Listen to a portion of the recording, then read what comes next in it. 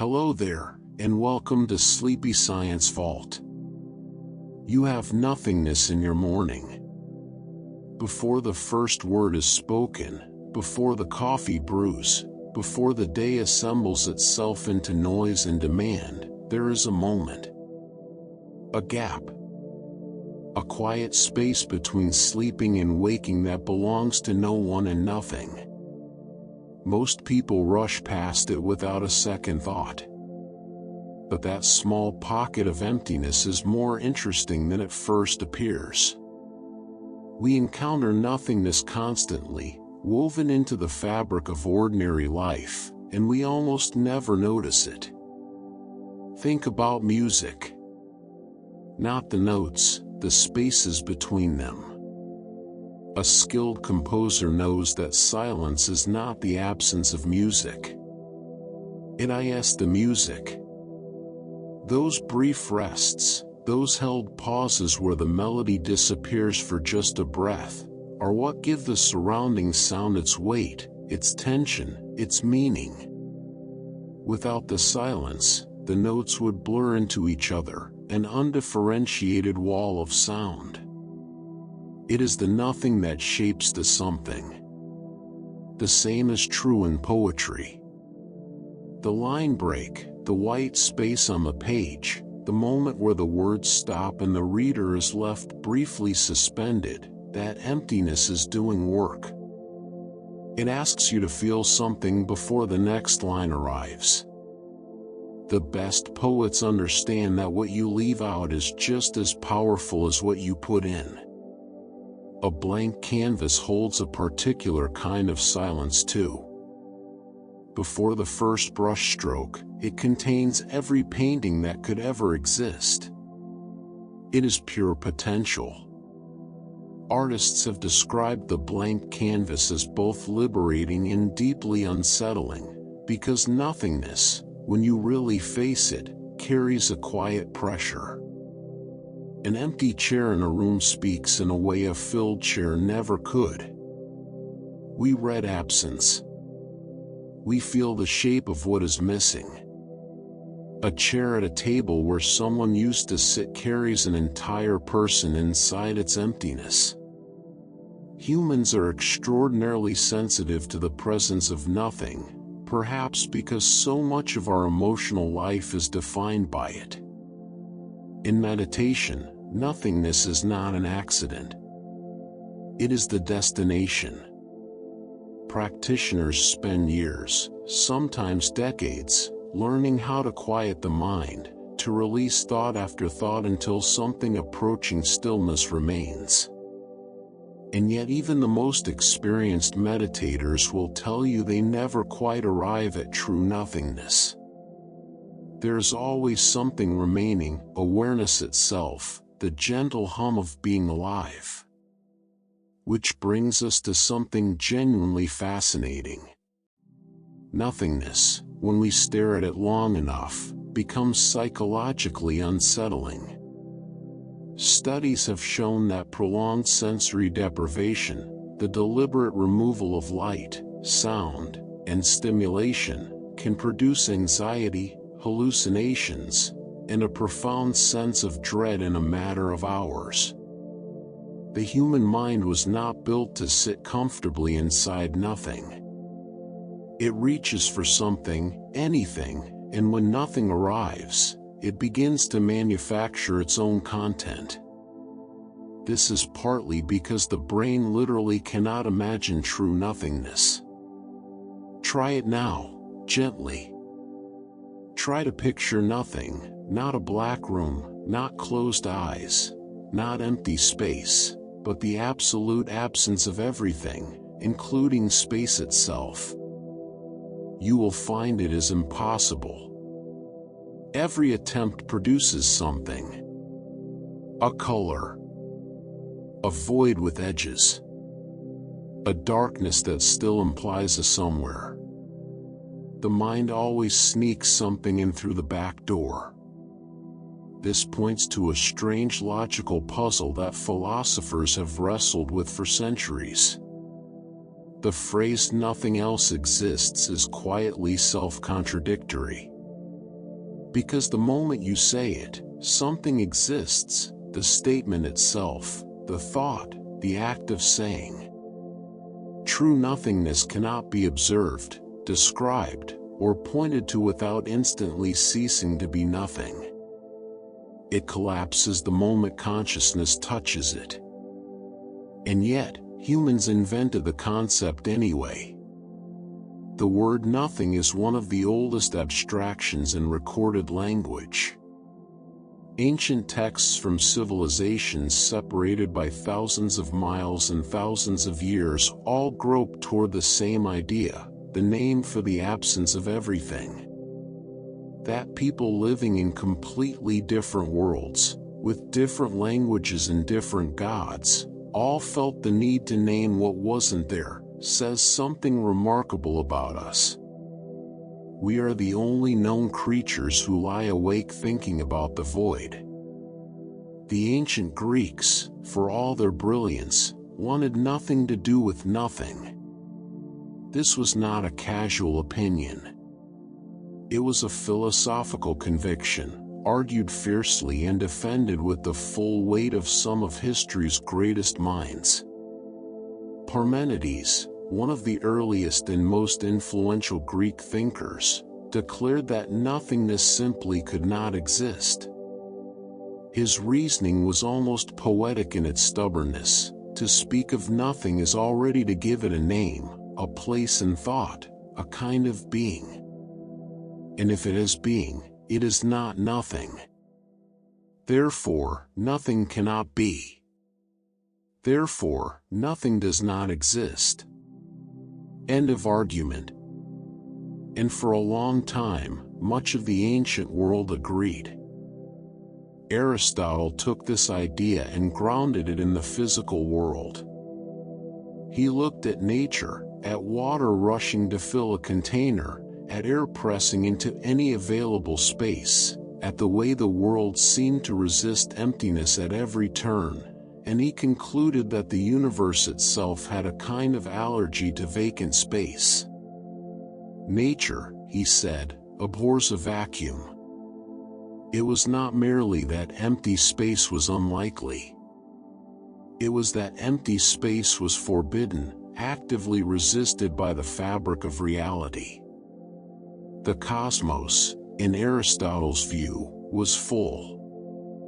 Completely, necessarily, eternally full. This idea held extraordinary influence for nearly 2,000 years. It shaped how scientists thought about air, about pressure, about the movement of objects. It took until the 17th century, when Evangelista Torricelli invented the barometer and created a small vacuum inside a glass tube, for the world to finally accept that Aristotle had been wrong. Nature does not abhor a vacuum. Nature simply is. And sometimes, it is empty. But the Greeks were not the only civilization wrestling with these questions. Across the ancient world, in cultures that had no contact with each other, a remarkably similar idea was taking root in religion and cosmology. Most of the world's oldest spiritual traditions include what theologians call creatio ex nihilo, creation from nothing. The idea that before the world existed, there was nothing, and from that nothing, everything was made. In the book of Genesis, the earth is described as formless and void before creation begins. In Hindu cosmology, there are periods of dissolution so complete that even time and space cease to exist, before the universe breathes outward again in a new cycle of becoming. In various Mesopotamian, Egyptian, and indigenous traditions around the world, the same pattern repeats. First there is nothing. Then there is everything. The void precedes the world. This is a profound and recurring human intuition, that existence emerged from non-existence, that something chose to be rather than not be. It is a question that still has no definitive scientific answer, which may be precisely why it has lived so long in the territory of faith. Buddhism, however, took a path that stands apart from nearly all of this. Where most traditions treat nothingness as either terrifying, forbidden, or a distant origin story, Buddhism places it at the center of wisdom. The concept of sunyata, often translated as emptiness or voidness, is not a description of horror or absence. It is a description of reality as it actually is. According to Buddhist philosophy, all phenomena are empty of fixed, independent existence. Nothing has a permanent, isolated self. Everything arises in relationship to everything else, and when those relationships dissolve, the thing dissolves with them. This is not nihilism, the belief that nothing matters. It is something far more subtle. It is the recognition that because things are empty of rigid selfhood, they are free to change, to grow, to transform. Emptiness, in this view, is not a lack.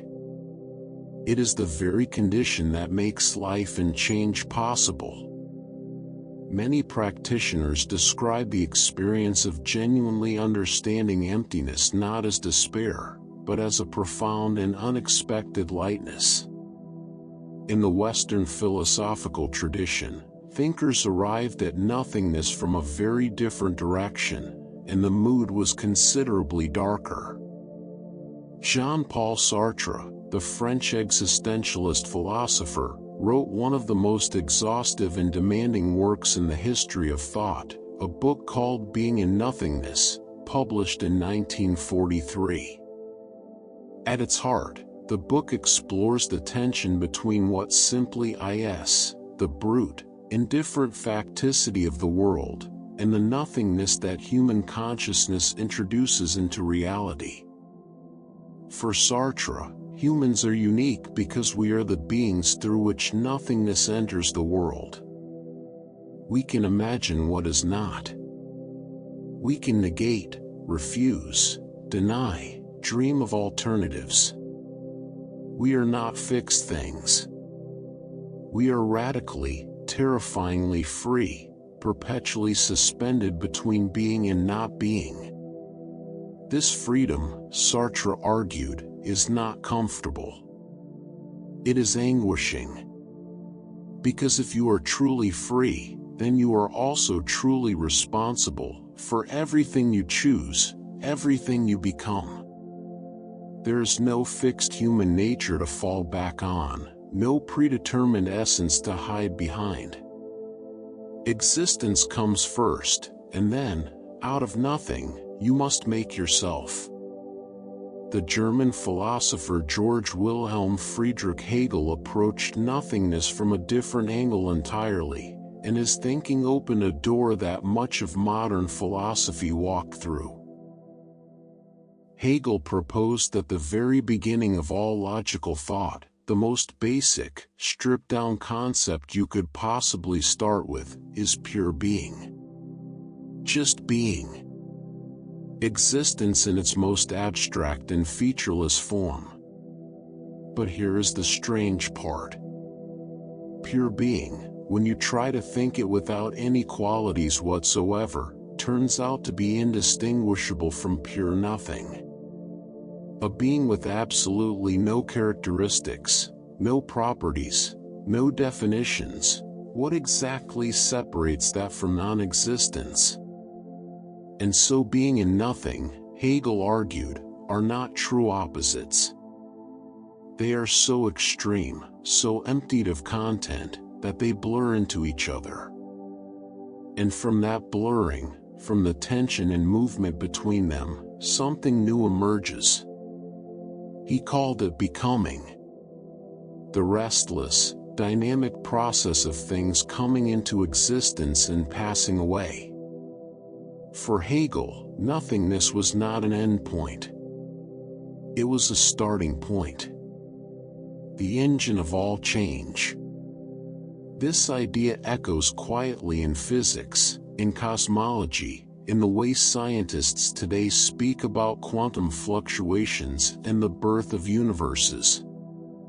Being and nothing folding into each other, giving rise to becoming. Hegel, writing 2 centuries before modern physics, somehow arrived at a shape of thought that the universe seems to confirm. Philosophers have never stopped arguing about nothingness, and the debate is far from settled. Is nothingness even coherent as a concept? Can something that has no properties, no location, no duration, and no content be meaningfully discussed at all? Some philosophers argue that every statement about nothingness is secretly a statement about something, about the absence of a particular thing, in a particular context, from a particular perspective. Pure, absolute, context-free nothing may be not just unknowable but literally unthinkable. Others argue the opposite, that nothingness is the deepest and most important question philosophy can ask, precisely because it is so resistant to answer. The physicist Lawrence Krauss sparked significant controversy with his book A Universe from Nothing, in which he argued that modern physics has essentially solved the ancient puzzle. Philosophers responded, at some length, and with considerable feeling, that Krauss had redefined nothing to mean something, and that the original question remained wide open. It may always remain wide open. And perhaps that is fitting. Now, if philosophy gives us one way into nothingness, mathematics gives us another, and it begins with a number that took humanity an astonishingly long time to invent. 0. It seems obvious to us now. A placeholder. A quantity. The number that means none. But for most of human history, 0 did not exist as a number at all. Early counting systems, Babylonian, Egyptian, Roman, had no symbol for nothing. You counted what you had. If you had none, you simply left a space, or you had nothing to write. The concept of giving nothingness a name, a symbol, a place in a sequence of numbers, required a conceptual leap that took millennia. The Babylonians came closest first, developing a placeholder symbol, a way of indicating an empty column in their numerical notation, sometime around 300 BCE. It was a practical tool, not yet a true number. They could write 303, distinguishing it from 33. But 0 is a number you could add, subtract, and calculate with had not yet arrived. That breakthrough came in India, and it is one of the most consequential intellectual achievements in human history. Indian mathematicians, working in a tradition of thinkers like Brahmagupta in the 7th century CE, were the first to treat 0 as a genuine number, something that could be operated on, that followed rules, that had a place in equations.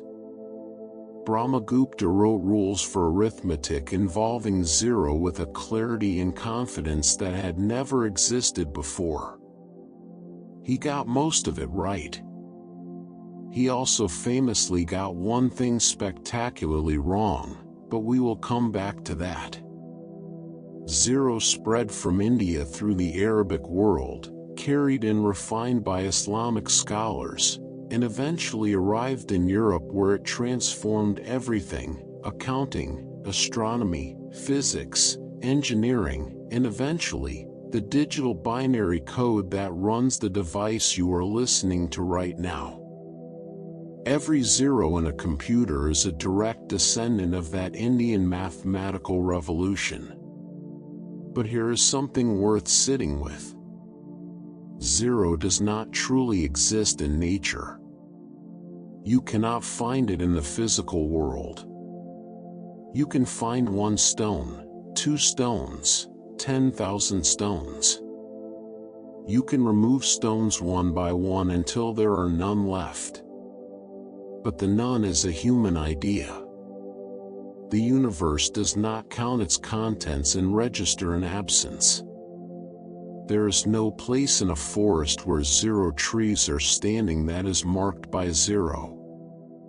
There is simply no tree. The nothing is something we overlay onto reality with our minds. This is partly what makes 0 so philosophically unusual. It is a number, and like all numbers, it lives in the realm of abstraction. But its particular abstraction, the abstraction of absence, of nullity, places it in a category all its own. Other numbers represent quantities of things. 0 represents the idea that things could be there and are not. It encodes a kind of expectation, and then a disappointment. And then there is the rule that has haunted mathematics classrooms for centuries.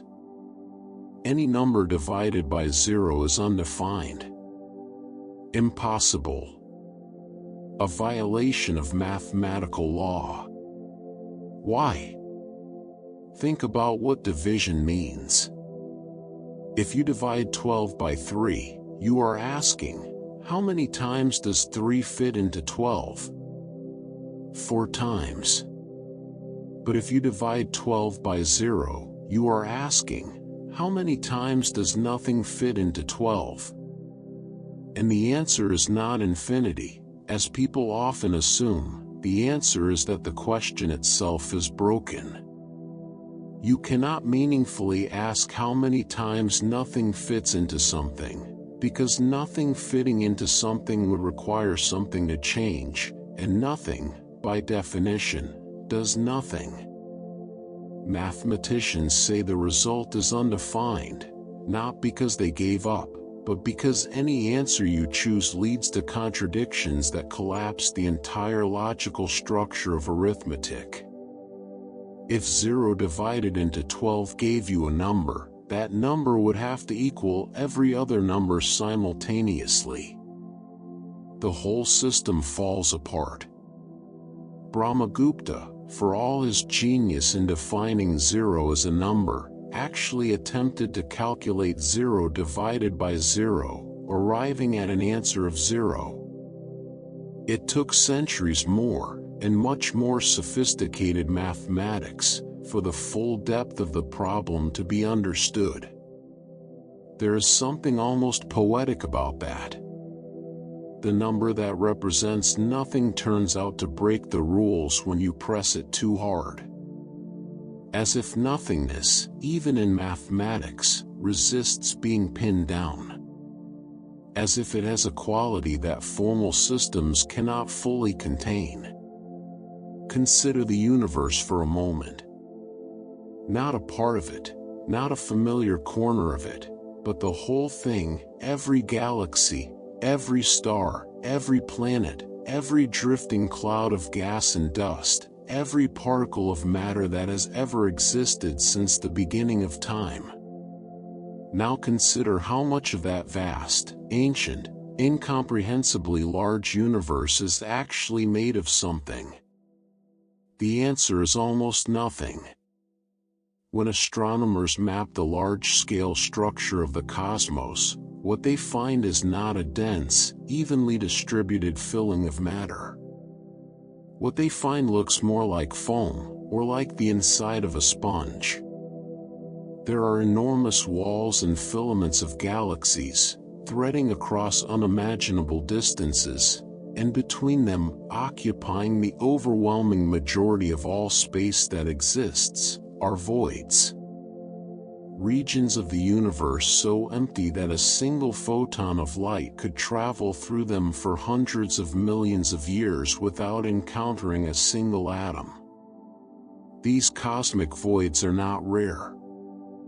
They are not the exception. They are the dominant feature of the universe. By volume, the cosmos is almost entirely empty. All the stars, all the planets, all the galaxies, all the matter we have ever observed or theorized, it amounts to a thin, intricate lacework draped across an ocean of nothing. If you could somehow compress all the matter in the observable universe into one place, it would occupy a fraction so small relative to the whole that the comparison barely makes sense. We tend to imagine space as a backdrop, a container that things move through. But space is not a neutral stage. It is, in a very real sense, the main character. And it is almost entirely empty. Now take a step further in. Closer. Not to the scale of galaxies, but to the scale of the things you can hold in your hand. The chair beneath you. The blanket around you. Your own body. These things feel solid. They feel substantial, real, present. They push back when you press them. They have weight and texture and warmth. And yet, if you could shrink yourself down to the scale of atoms and look at what these solid objects are actually made of, you would find something that quietly dismantles every assumption about solidity you have ever had. An atom, the basic unit of matter, is almost entirely empty space. At its center sits a nucleus, protons and neutrons packed together, and around that nucleus, at a distance that is enormous relative to the nucleus itself, electrons exist in their strange probabilistic haze. If you were to scale an atom up so that its nucleus was the size of a marble sitting in the middle of a large sports stadium, the nearest electrons would be somewhere in the upper tiers of the stands. Everything in between would be empty. Nothing but void between the marble and the bleachers, and the marble itself accounting for virtually all the mass in the entire structure. The numbers, when you actually work them out, are staggering. Roughly 99.9999999% of an atom is empty space. Not mostly empty. Not largely empty. Overwhelmingly, almost perfectly empty, with the barest trace of actual matter clinging to the edges of the void. And since everything you have ever touched, every surface that has ever felt solid to you, every wall and floor and body and stone, is made of atoms, this means that everything solid is, at the most fundamental level, almost nothing at all. What you experience as hardness, as physical resistance, is not matter pressing against matter.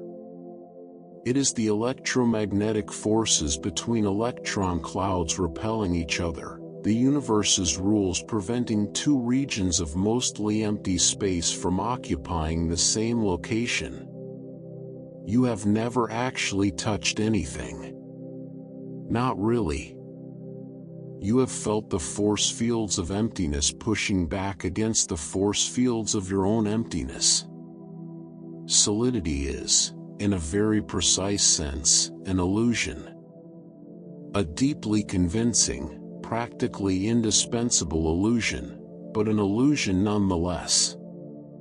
This leads some physicists and philosophers to a conclusion that sounds radical but follows quite naturally from the evidence.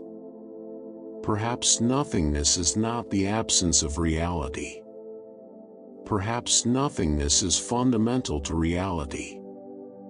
Perhaps the universe is not a collection of things with gaps between them, but something closer to the opposite, a structured emptiness in which occasional concentrations of energy and force create the temporary appearance of things. Quantum field theory, the most accurate physical theory ever developed, describes reality not as a collection of particles sitting in empty space, but as a set of fields that permeate all of space. Particles are not tiny solid objects. They are excitations, ripples, temporary disturbances in these fields. The field itself, the underlying fabric, is always there, even in regions we call empty. And even in its lowest energy state, even in the closest thing to true vacuum that physics allows, these fields are never entirely still. They fluctuate. They hum. They briefly produce particles that annihilate each other almost instantly, a restless, ghostly activity that physicists call quantum foam. The vacuum, it turns out, is not empty. It is seething with potential, with virtual particles flickering in and out of existence, with an energy that we can measure and that has real physical effects. The Casimir effect, a tiny but measurable attractive force between two uncharged metal plates placed very close together in a vacuum, is direct experimental evidence of this. The nothing between the plates is doing something. The nothing has content. And yet, even having said all of this, nothingness remains a genuinely relative concept. Context always matters. When a scientist says that outer space is a vacuum, they do not mean it is absolutely empty. They mean it contains far less matter per cubic meter than the air in your room.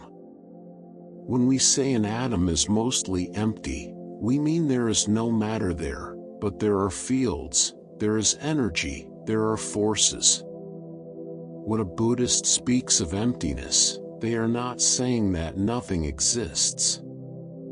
They are saying that things lack fixed, independent existence.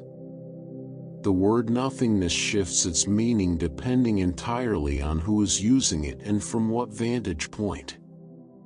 In everyday language, when you walk into a room and say it is empty, you mean there is no furniture.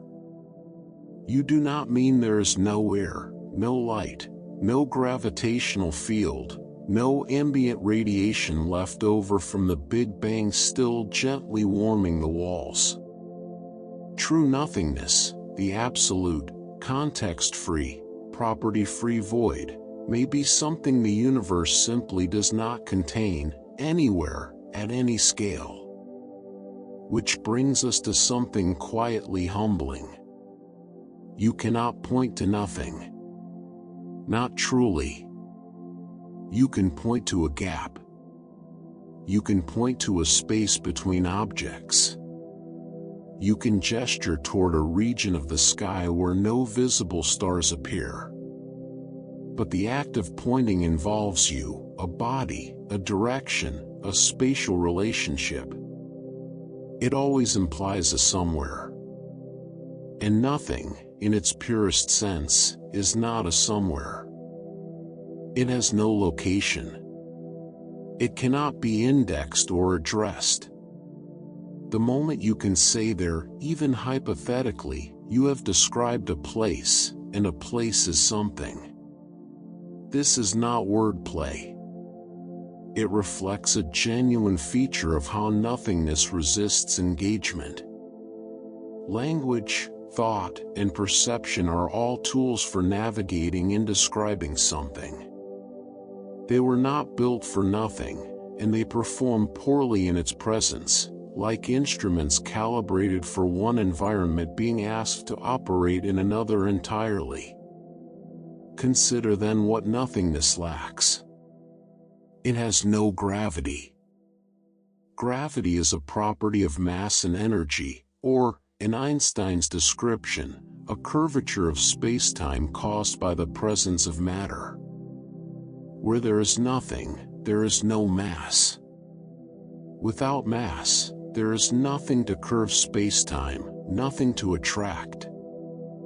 A true void would be gravitationally inert, not pulling, not pushing, not warping the geometry of space in any direction.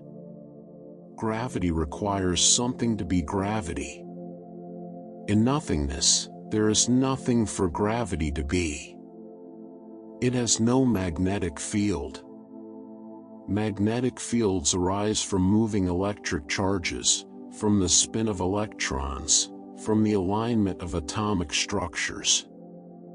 Remove all matter, remove all charge, remove all movement, and the magnetic field dissolves with them. There is nothing left for it to anchor to.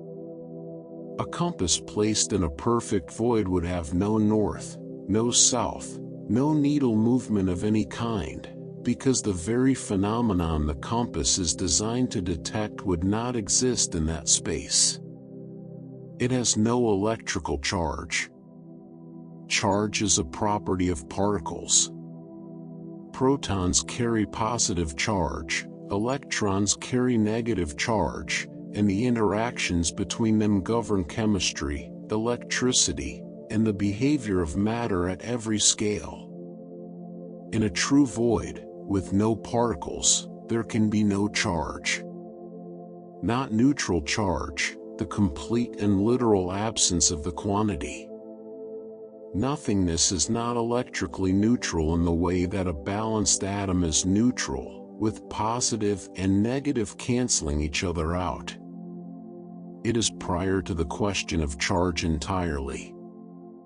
And yet, here's the part that tends to stop people in their tracks. Nothingness has something that functions like conductivity. In classical physics, electrical conductivity is a property of materials. Metals conduct. Insulators resist. A vacuum, containing no matter whatsoever, should be the ultimate insulator. No electrons to carry current, no medium for charge to move through. And in everyday contexts, that is essentially correct. But push a little harder, and the vacuum begins to behave in unexpected ways. Under sufficiently strong electric fields, even a vacuum will break down and allow current to pass. This is the principle behind vacuum tubes, which powered early electronics and radio technology, the controlled movement of electrons through empty space between charged plates. The vacuum, it turns out, is not simply a barrier. It is a medium, a stage on which electromagnetic phenomena can play out, with its own response characteristics that depend on the strength and nature of the fields applied. And in the quantum regime, the picture becomes stranger still. The quantum vacuum, that seething, fluctuating background of virtual particles and field activity, has properties that influence how electromagnetic radiation travels, how forces between particles behave, and how energy is distributed through space. Physicists speak of the permittivity and permeability of free space, constants that govern how electric and magnetic fields propagate even in the absence of matter. These constants are not zero. They are specific, measurable, meaningful numbers. The speed of light itself is determined by them. Nothingness, in other words, is not electrically invisible. It participates. Not in the way matter does, not with mass or charge or resistance in the ordinary sense, but with a structured presence that the laws of physics recognize and account for. The vacuum is a thing that behaves. And a thing that behaves is, in some quiet but important sense, not nothing at all. We keep arriving at the same edge. We approach nothingness from philosophy, from mathematics, from physics, from daily experience. And every time we get close enough to look directly at it, it turns out to be holding something. Another property, another field, another behavior, another consequence. nothingness keeps refusing to be empty. Perhaps that is the most remarkable fact of all, not that the universe is mostly nothing, but that even the nothing keeps turning out to be something. There is a quality to nothingness that physics describes with two of the most elegant absences imaginable. Viscosity is the resistance a fluid offers to movement through it. Honey is viscous. Water is less so. Air is less viscous still. In a vacuum, a true, matter-free void has no viscosity whatsoever. Not an extremely low viscosity. Not a viscosity so small it barely registers. Zero. The complete absence of the property. There is nothing to push against, nothing to part, no molecular structure to generate drag. An object moving through a perfect vacuum would experience no fluid resistance of any kind. It would encounter nothing, because there is nothing there to encounter. Friction, similarly, requires two surfaces in contact. It arises from the microscopic irregularities between materials, from molecules catching and releasing as objects slide past each other, from the electromagnetic interactions between the atoms of one surface and the atoms of another. Take away the surfaces, take away the matter, and friction has no mechanism to exist. In nothingness, there is no catching. There is no releasing. There is no slowing. An object set in motion through a perfect void, with nothing else present, would continue in that motion indefinitely, not because it is unusually strong or fast, but because there is simply nothing to stop it. Newton understood this. His first law of motion is, in a quiet way, a description of what nothingness does to a moving object. It does nothing. It leaves the motion exactly as it found it. Inertia is the universe's way of acknowledging that nothing interferes. These two absences, no viscosity, no friction, are part of why space travel is both extraordinarily difficult to begin and extraordinarily simple to sustain. Getting off the Earth requires fighting gravity, fighting air resistance, burning enormous quantities of fuel. But once a spacecraft is beyond the atmosphere, once it is truly in the vacuum of space, it coasts. The engines can go quiet. There is nothing to slow it down. Voyager 1, launched in 1977, is still moving outward through interstellar space right now, decades after its engines last fired, carried forward by the momentum of its launch and the absolute indifference of the void around it. Nothingness, it turns out, is an extremely good place to keep moving. But the absence that most people feel most viscerally, the one that the body responds to in a way the mind finds difficult to prepare for, is not the absence of resistance or drag. It is the absence of sound. Sound is a mechanical wave. It needs a medium to travel through. It works by compressing and expanding the molecules of that medium, air, water, metal, wood, passing the disturbance along from particle to particle, like a message passed down a line of people. The denser and more elastic the medium, the faster and further sound can travel. Through air at sea level, sound moves at roughly 343 meters per second. Through water, faster. Through steel, faster still. Through nothing, sound does not move at all. Not slowly. Not weakly.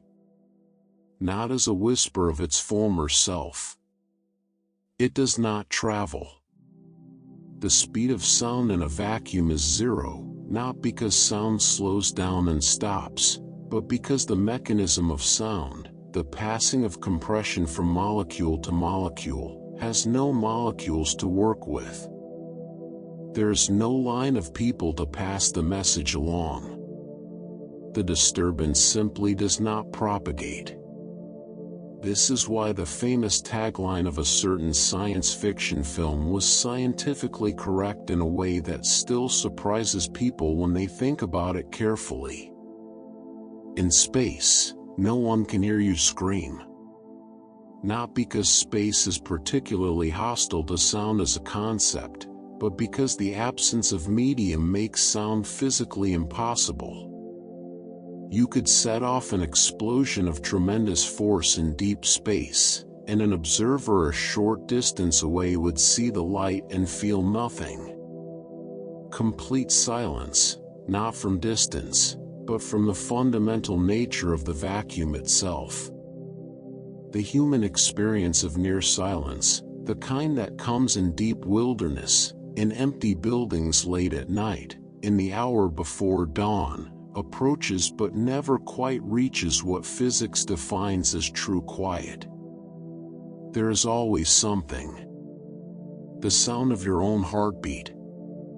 The gentle rushing of blood in your ears.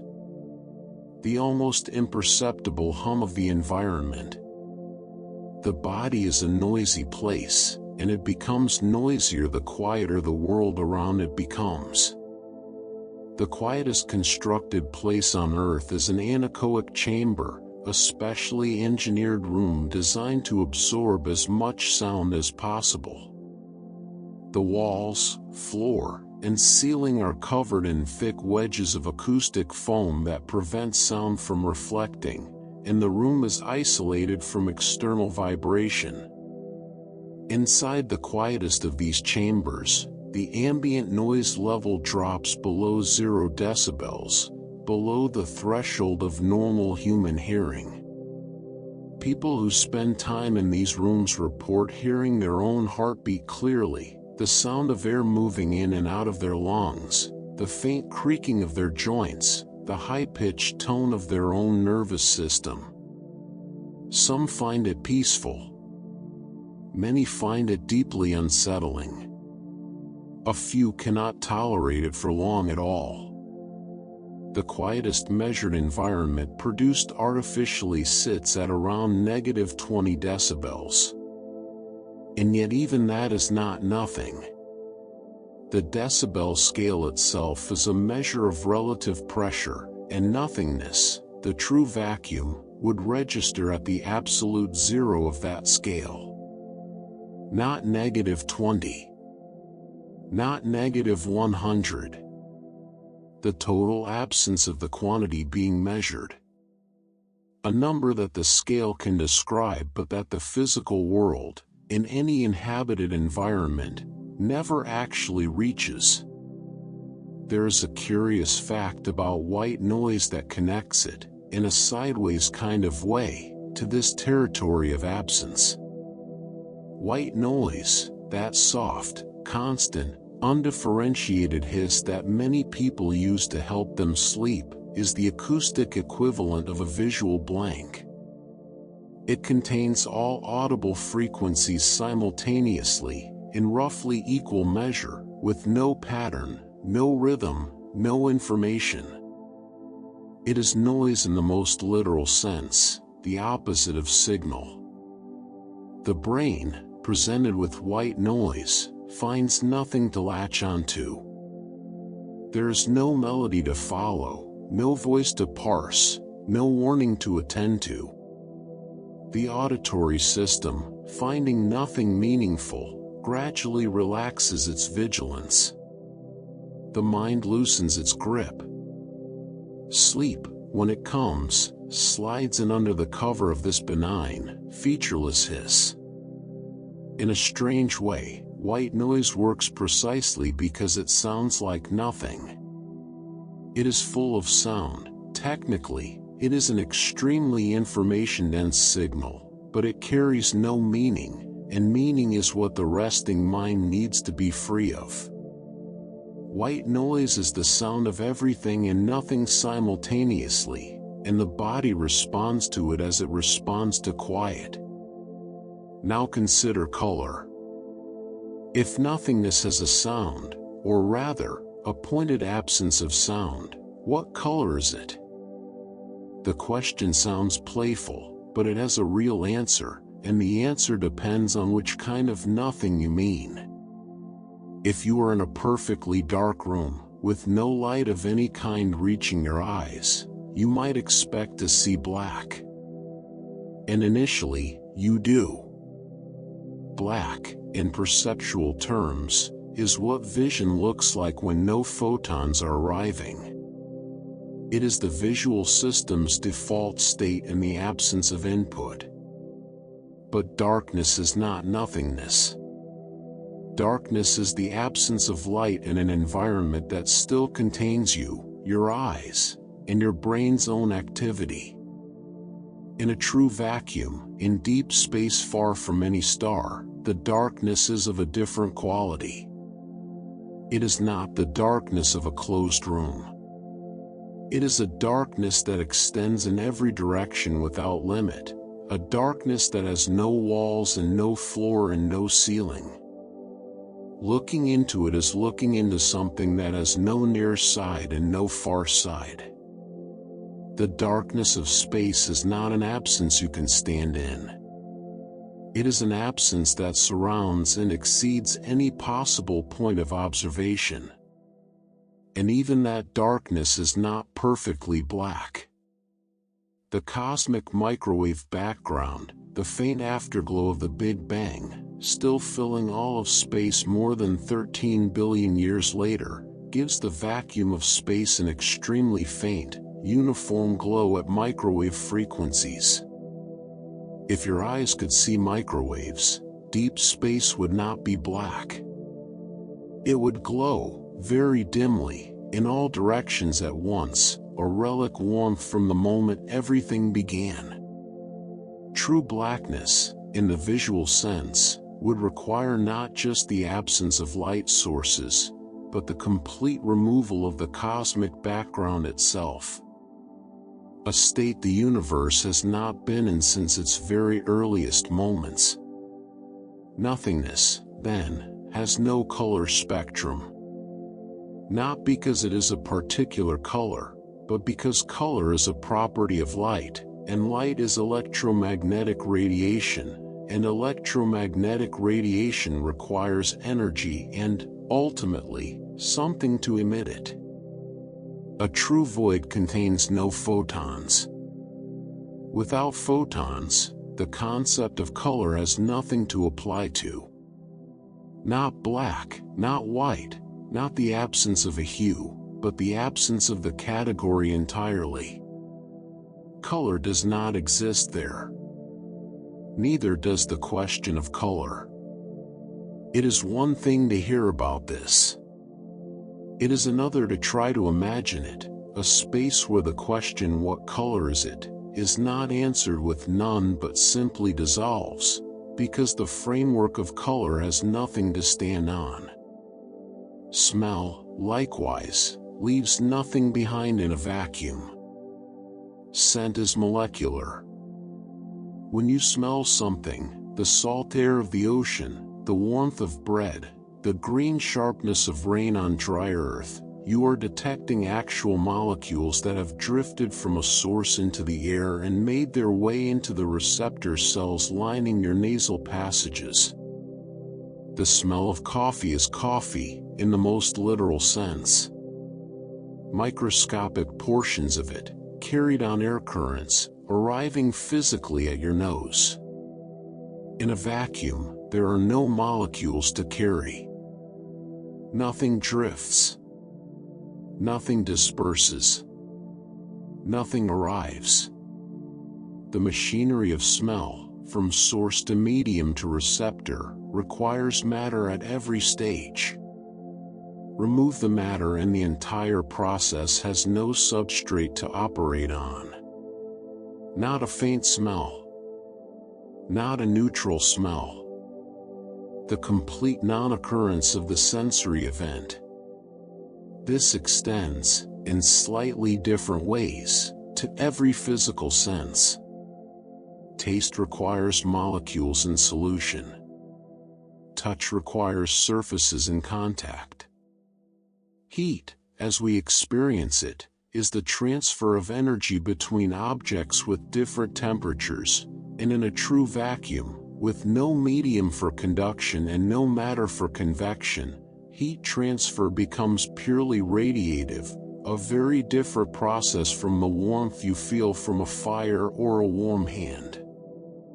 The senses are all, at their core, detection systems for something, for matter, for energy, for change. They were built by evolution to navigate a world full of things, and they have nothing useful to do in a world that is truly, literally, empty. Which raises a question that tends to arrive quietly, late in the evening, when the mind is loose and the room is still. If nothingness has no sound, no color, no smell, no texture, no warmth, if it registers on none of the instruments the body uses to understand reality, what would it actually be like? Not what would it measure, but what would it feel like, from the inside, to be in the presence of true nothing? The honest answer is that no one knows, because no one has ever been there. Every human experience, however minimized, however stripped back, still contains something. The anechoic chamber has the heartbeat. Deep space has the cosmic background. The blank canvas has texture and weight. The empty chair has the air around it, the floor beneath it, the light falling across it. We approach nothingness from every direction. We describe it, measure it, name its properties, note its absences. And we never quite arrive. Maybe that is the nature of nothing. Not a destination, but a direction. Something the universe perpetually points toward and never quite reaches. A limit that existence approaches asymptotically, always getting closer, never touching. Taste, like smell, is a chemical sense. It requires molecules. It requires the physical presence of dissolved substances making contact with receptor cells, triggering signals that travel along nerves to the brain, where they are assembled into the experience of sweetness, bitterness, salt, sour, the deep savory warmth that the Japanese call umami. Every flavor you have ever experienced has been, at its most fundamental level, matter touching matter. Chemistry meeting biology. Something arriving. In nothingness, nothing arrives. There are no molecules to dissolve, no surfaces to contact, no signals to send. The taste of nothing is not bland. It is not neutral. It is not the flat, faintly metallic non-taste of very pure water. It is the complete non-occurrence of the sensory category itself. Not a flavor on the spectrum, but the absence of the spectrum entirely. The tongue, in a true void, would have nothing to report, and would go on reporting nothing indefinitely, waiting for an arrival that would never come. And if you tried to photograph it, a camera is a light-capturing device. It works by allowing photons to enter through a lens, strike a sensor or film, and leave a record of where the light was and how much of it arrived. A photograph is, at its core, a map of light. The image of a dark room is still a photograph of something, the walls, the shadows, the faint ambient glow that the sensor detects even when the scene appears black to the eye. Even astrophotography, pointing a telescope at the darkest patches of sky for hours or days, captures something. the cosmic background, faint galaxies, the glow of interstellar dust. To photograph true nothingness, you would need photons to enter the camera from the void. But a true void contains no photons. Nothing is emitting. Nothing is reflecting. There is no light to collect, and so there is no image to make. The photograph of nothing would be indistinguishable from a camera with its lens cap on, or a camera that had never been loaded, or a camera that simply did not exist. Nothingness is not dark. It is prior to the concept of dark. It is invisible not because it absorbs light, but because light itself has no presence there. You cannot document nothing. It leaves no trace. It makes no impression. The very act of observation requires something to observe, and nothingness refuses to provide it. For centuries, the closest humanity came to creating nothing was the vacuum. And the story of how we learned to make one, and what we discovered when we did, is one of the quieter revolutions in the history of science. The first thing to understand about a vacuum is something that took a surprisingly long time to figure out, and it concerns a word that almost everyone uses incorrectly. Vacuums do not suck. Nothing sucks, in the technical sense. Suction is not a force that pulls. It is the consequence of pressure differences. When you drink through a straw, you do not pull the liquid upward.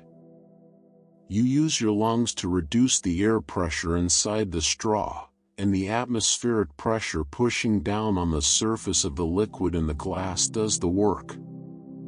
The higher pressure outside pushes the liquid up into the lower pressure space you have created. The liquid moves toward the lower pressure not because it is attracted to it, but because it is being pushed from behind. A vacuum cleaner does not suck up dust. It creates a region of lower pressure, and the atmospheric pressure in the room pushes air, and whatever small debris is in the way, toward that region. The machine is a pressure differential engine. All of the movement, every particle of dust, every molecule of air, is pushed, not pulled. This distinction matters for understanding what a vacuum actually is. A vacuum is not an absence that reaches out and grabs. It is an absence that simply exists, and the universe around it, full of pressure and energy and matter, rushes in to fill the gap. Empty space does not attract. It is attracted to. The nothing does not call to the something. The something presses on the nothing from every side, looking for a way in. Torricelli, the Italian physicist who in 1644 created the first controlled vacuum in a laboratory, the space at the top of a mercury-filled tube, sealed and inverted into a bowl of mercury, understood this. What he saw was not nothing reaching down and holding the mercury up. It was the atmosphere, pressing on the surface of the mercury in the bowl, pushing it into the tube until the weight of the mercury column exactly balanced the atmospheric pressure outside. The empty space at the top was simply the absence of atmosphere, and the atmosphere, ever present, ever pressing, defined the height of the gap. The unit of pressure we call the torr is named in his honor. Since Torricelli, scientists have become extraordinarily good at making vacuums. Modern laboratory vacuums, achieved with sophisticated pumping systems working in stages, can reduce the pressure inside a chamber to a few billionths of a billionth of atmospheric pressure. At those levels, the number of molecules remaining in a given volume of space is so small that collisions between them become vanishingly rare. The space inside such a chamber is emptier than the space between the planets of our solar system. It is, by any practical measure, astonishingly close to nothing. And yet it is never quite nothing. There's always something left. Always a few molecules that resisted evacuation. Always the walls of the container itself, radiating and absorbing energy, introducing thermal photons into the space. Always the quantum fields, which permeate all of space regardless of what else is present, humming with their own irreducible activity. The deeper you push toward nothing, the more clearly you see the things that cannot be removed, the features of the vacuum that are not incidental but fundamental, woven into the fabric of what space itself is. And one of the most persistent of these features is pressure. A vacuum has pressure. Not the pressure of the surrounding atmosphere pressing on the outside of a container, that is real, but it is external. The vacuum itself, the quantum vacuum, has an intrinsic energy density that manifests as a kind of pressure. Physicists call it vacuum energy or zero-point energy, and it arises from the same quantum fluctuations we encountered earlier, the ceaseless, spontaneous activity of fields that cannot be entirely stilled even at their lowest possible energy state. The Heisenberg uncertainty principle, one of the foundational principles of quantum mechanics, places a hard limit on how precisely both the energy and the timing of a system can be simultaneously known. A consequence of this is that no quantum field can ever truly sit at zero energy. There is always a residual, irreducible minimum, a zero-point energy, that persists even in the deepest vacuum. This energy contributes to the pressure of the vacuum, a pressure that acts outward, pushing space apart rather than pulling it together. Cosmologists believe this vacuum pressure is related to what is called the cosmological constant, the mysterious quantity that Einstein introduced into his equations of general relativity, and which is now associated with dark energy, the force thought to be driving the accelerating expansion of the universe.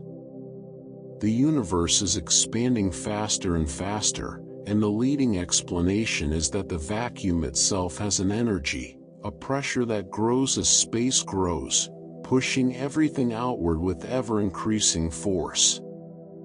The nothing at the heart of space may be the most powerful force in the cosmos. Temperature, similarly, does not vanish from a vacuum simply because the matter has been removed. Temperature, in the thermodynamic sense, is a property of matter, a measure of the average kinetic energy of particles, how fast they are moving and colliding. In a classical vacuum, with no particles, there is no temperature in this sense.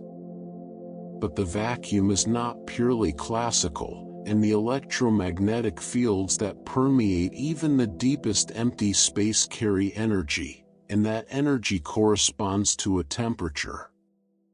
Even in the coldest, emptiest region of intergalactic space, far from any star or galaxy, the universe has a background temperature, approximately 2.7 degrees above absolute zero, corresponding to the energy of the cosmic microwave background, that ancient afterglow of the Big Bang still filling all of space. You cannot escape it. It is not a local feature. It is the temperature of the universe itself, present everywhere, including in the deepest voids. Which brings us to the concept that most people assume is synonymous with nothingness, and which turns out to be something else entirely. Absolute zero. Absolute zero is the lowest temperature theoretically possible, 0 on the Kelvin scale, minus 273.15 degrees Celsius. At absolute zero, a system has been reduced to its lowest possible energy state. The thermal motion of particles has been stilled as completely as the laws of physics allow. It is, by any practical standard, extraordinarily cold. Cold beyond anything that occurs naturally in the universe. Cold in a way that makes outer space seem almost warm by comparison. And it is not nothingness. A material at absolute zero still occupies space. It still has mass. Its particles, though motionless in the classical sense, still exist, still interact, still have quantum properties, spin, charge, wave functions. The ground state of a quantum system is not zero. Even at absolute zero, the zero-point energy remains. The electrons in their orbits continue to exist. The nuclei continue to hold their charge. The atoms continue to be atoms. Absolute zero is the floor of temperature, not the floor of existence. It describes a state of matter, not the absence of matter. The two concepts are in completely different categories, and confusing them is a natural but significant error. Temperature, in fact, is relative in ways that make nothingness even harder to pin down on a thermal scale. The Celsius scale places zero at the freezing point of water, a useful practical choice, but one that has nothing to do with fundamental physics. The Fahrenheit scale places zero at a different point entirely, based on the temperature of a saltwater ice bath, a historical artifact of no particular physical significance. The Kelvin scale starts at absolute zero and is grounded in thermodynamics, making it the most physically meaningful. But even on the Kelvin scale, zero is a floor, not an absence. Temperature can approach it. It cannot reach it, as another fundamental law of thermodynamics makes clear. And nothingness, whatever it is not defined by temperature at all. When physicists say that true nothingness does not exist in physics, they mean something precise and considered. They have looked for it in laboratories. They have pushed vacuum technology further than seemed possible a century ago. They have cooled materials to within billionths of a degree of absolute zero. They have mapped the cosmos to scales of hundreds of millions of light years. And everywhere they look, everywhere they measure, they find that something persists. Not always the same something. Not always matter, not always conventional energy, not always particles. But fields, fluctuations, background radiation, quantum activity, vacuum pressure, always something. The universe appears to have no true bottom, no level at which you strip everything away and find pure nothing waiting. Every layer you remove reveals another layer. Every absence contains something. The quantum vacuum is, in a way, the most dramatic illustration of this. Quantum field theory calculates the energy density of the vacuum, the energy contained in empty space per unit volume, and arrives at a number. When physicists first did this calculation carefully, the number they got was, depending on the approach, somewhere between very large and almost incomprehensibly enormous. The theoretical prediction for vacuum energy, based on summing the zero-point energies of all quantum fields, comes out orders of magnitude larger than what cosmological observations suggest the actual vacuum energy to be. This discrepancy between the theoretical vacuum energy and the observed vacuum energy is one of the most famous unsolved problems in all of physics. It is sometimes called the cosmological constant problem, and it represents a gap between theory and observations so large that physicists have described it as the worst prediction in the history of science.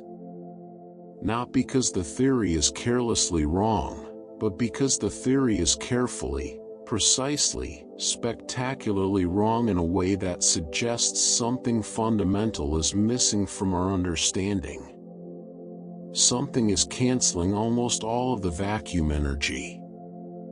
Something is bringing it down from the enormous theoretical value to the tiny observed value.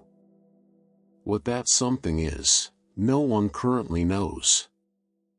And there it sits, at the heart of our deepest understanding of nothing, an enormous, humbling mystery. We have the most accurate physical theory ever developed, describing the behavior of particles and fields to precision that has been experimentally verified again and again.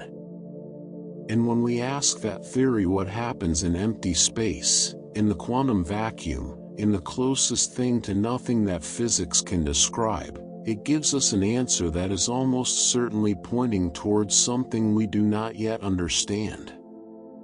The nothing, even in physics, is not done surprising us. There is a force in the universe that arises from nothing, acts on real objects, and can be measured in a laboratory with precision instruments. It is not a metaphor. It is not a theoretical construct awaiting confirmation.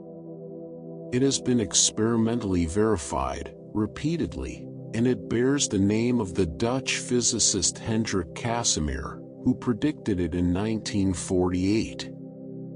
The Casimir force works like this. Take two uncharged, perfectly conducting metal plates and place them extremely close together in a vacuum. Remove as much matter from the surrounding space as possible. Ensure there is no electrical charge on either plate, no magnetic field, no thermal gradient, nothing that classical physics would recognize as a cause of force. And then measure what happens. The plates attract each other. Not strongly, not dramatically, but measurably, reliably, and in precise agreement with theoretical prediction. The force is real, and its origin is the quantum vacuum, the fluctuating, seething emptiness that fills all of space. In the space between the plates, only vacuum fluctuations with wavelengths small enough to fit in the gap can exist. Outside the plates, all wavelengths are present. The result is a slight imbalance in vacuum energy, more outside than between, and that imbalance produces a net inward pressure. The nothing between the plates is different from the nothing outside them, and that difference creates a force. The Casimir effect is, in the most literal sense, a force generated by nothingness. Not by matter acting on matter, not by charge acting on charge, but by the structure of the vacuum itself pressing two objects together. It is one of the clearest demonstrations that the quantum vacuum is not a passive backdrop. It is an active participant in physical reality. And the vacuum participates with wavelengths. In quantum field theory, every particle has an associated wave, and every wave has a wavelength, a characteristic distance over which the wave completes one full cycle. But wavelengths exist in the vacuum even in the absence of real particles. The quantum fluctuations that produce virtual particles, that generate the Casimir force, that contribute to the zero-point energy of all fields, these fluctuations have wavelengths. The vacuum hums at every frequency simultaneously, a superposition of all possible wavelengths layered over each other in a way that has no classical analog. This is part of what makes the quantum vacuum so difficult to visualize. It is not a simple emptiness with occasional disturbances. It is a state of maximum complexity, containing all possible wavelengths at once, all of them present everywhere, all of them contributing to the energy and pressure and structure of what we call empty space. The vacuum is not the simplest thing physics describes. It may be the most complex. And in certain theoretical frameworks, that complexity comes with heat. In quantum field theory and its extensions, the vacuum is not always cold. There is a remarkable theoretical result, associated with the physicist William Unruh and derived in the 1970s, which predicts that an observer accelerating through the quantum vacuum will perceive it as warm, as a bath of thermal radiation with a temperature proportional to the acceleration. A stationary observer sees nothing. An accelerating observer sees warmth. The vacuum appears different depending on how you move through it. This is not a quirk or an approximation. It follows rigorously from the mathematics of quantum field theory combined with special relativity. The Unruh effect, as it is called, has not yet been directly measured. The temperatures involved for achievable accelerations are extraordinarily small, but it is theoretically robust, and its close cousin, Hawking radiation, the thermal emission predicted to arise from the quantum vacuum near black hole event horizons, is accepted by most physicists as a genuine prediction of nature. The temperature of nothing depends on who is measuring it, and how they are moving. The vacuum has no single, universal thermal character. It presents differently to different observers. Even emptiness, it turns out, is relative. The density of the vacuum follows a similarly counterintuitive path. In everyday physics, density is a property of matter, mass divided by volume. A true vacuum, containing no matter, should have zero density in the conventional sense. But the vacuum energy, the zero-point energy of quantum fields, has an energy density. A certain amount of energy per cubic meter of space, present everywhere, impossible to remove, part of what space itself is. This energy density is small by everyday standards. You would not feel it. No instrument you could build in a room would directly detect it pressing on you. But integrated over the enormous volumes of the cosmos, it becomes significant. Cosmologists call it the energy density of the vacuum, and its measured value, tiny though it is driving the accelerating expansion of the universe. The density of nothing is reshaping the destiny of everything. Now consider the virtual particles that arise from this vacuum, flickering into momentary existence and vanishing again before they can be directly detected. These are not particles in the conventional sense. They do not persist long enough to be observed individually. They exist in the gap between the Heisenberg uncertainty principle's permission and its revocation, borrowing energy from the vacuum briefly, forming particle-antiparticle pairs, and annihilating each other before the debt comes due. But for that brief moment of borrowed existence, they carry energy.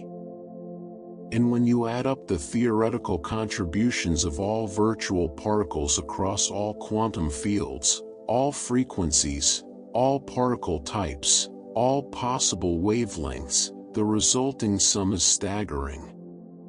The calculated vacuum energy density, taking into account the contributions of virtual particles from all known fields up to physically reasonable energy scales, exceeds the energy output of every power plant humanity has ever built, across all of recorded history, by a factor that is difficult to write in ordinary notation without resorting to scientific shorthand.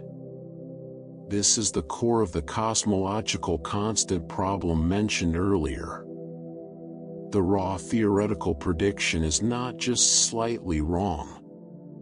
It is wrong by somewhere between 60 and 120 orders of magnitude, depending on the assumptions used. Something is almost perfectly canceling the vacuum energy, leaving only the tiny residual that drives cosmic expansion. The mechanism of that cancellation is unknown. It may require physics that does not yet exist in any textbook. What we do know is that the virtual particles, for all their fleeting unreality, represent an energy that dwarfs anything the human civilization has ever harnessed. The vacuum is not a poverty of energy. It is a superabundance so extreme that reality appears to be actively suppressing most of it. And then there is the way that nothingness breaks the symmetry of the universe. In physics, symmetry is a deep and powerful concept. A system is symmetric if it looks the same, behaves the same, after some transformation. Rotate a perfect sphere, and it looks identical. Reflect an electron's charge, replacing it with a positron, and the equations of electromagnetism remain unchanged. Symmetry, in this sense, is a statement that the laws of physics do not prefer one state of a system over another equally valid state. The quantum vacuum can break this symmetry spontaneously. Consider a system with a symmetric potential, a field whose energy is minimized not at a single central point, but at a ring of equally valid minimum energy states surrounding a central maximum. Like the bottom of a wine bottle, with its circular groove rather than a flat floor. The field can sit anywhere along that ring and have the same energy. The system is symmetric. But it cannot sit at all points simultaneously. It must settle somewhere. And when it does, when the field chooses one particular minimum from among all the equally valid options, the symmetry is broken. Not by any external force, not by any preference built into the laws themselves, but by the simple fact that the field had to be somewhere. This spontaneous symmetry breaking is one of the most important mechanisms in all of physics. It is how the Higgs field gives mass to fundamental particles. It is how the electromagnetic and weak nuclear forces, which are unified at high energies, become distinct forces at the energies of everyday physics. It is how certain materials become magnets, with all their atomic spins aligning in one direction from among all the equally valid directions available. The vacuum, by settling into a particular state from among many equivalent states, broke the symmetries of the early universe and gave rise to the distinct forces and particles we observe today. The structure of physical reality, the reason there are electrons and quarks and photons and not some other collection of particles and forces, may trace back to the particular symmetry-breaking choices the vacuum made in the moments after the Big Bang. Nothingness did not merely permit the universe to exist. It actively shaped what kind of universe came to be. Which brings us to the largest question of all. Where did the universe come from? This is not a question science has fully answered, and it may be the question that most deeply resists answering, because any answer immediately invites another. If the universe came from something, where did that something come from? If it came from nothing, how does something arise from nothing? And if the question has no answer, if the universe simply is, without origin, then what does that mean for causality, for logic, for the deepest intuitions we have about how things work? The leading cosmological models suggest that the observable universe began approximately 13.8 billion years ago in an event we call the Big Bang, a state of extraordinary density and temperature from which space, time, matter, and energy all emerged and expanded. But the Big Bang is a description of what happened, not of why it happened, or what, if anything, existed before it. Some cosmologists, working at the boundary between physics and philosophy, have proposed that the universe arose from a quantum fluctuation in a pre-existing vacuum, a spontaneous excitation of the quantum void, like a virtual particle pair arising from empty space, but on the largest possible scale.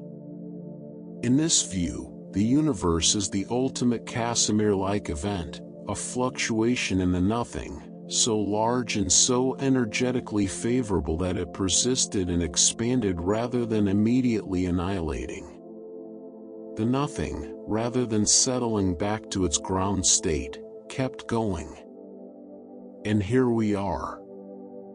Lawrence Krauss, Stephen Hawking, and others have developed versions of this idea with varying degrees of mathematical formalism.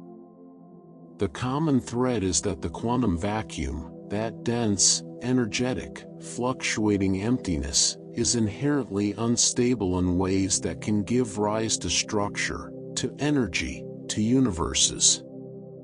The nothing is not a stable foundation. It is a restless one. And its restlessness may be creative.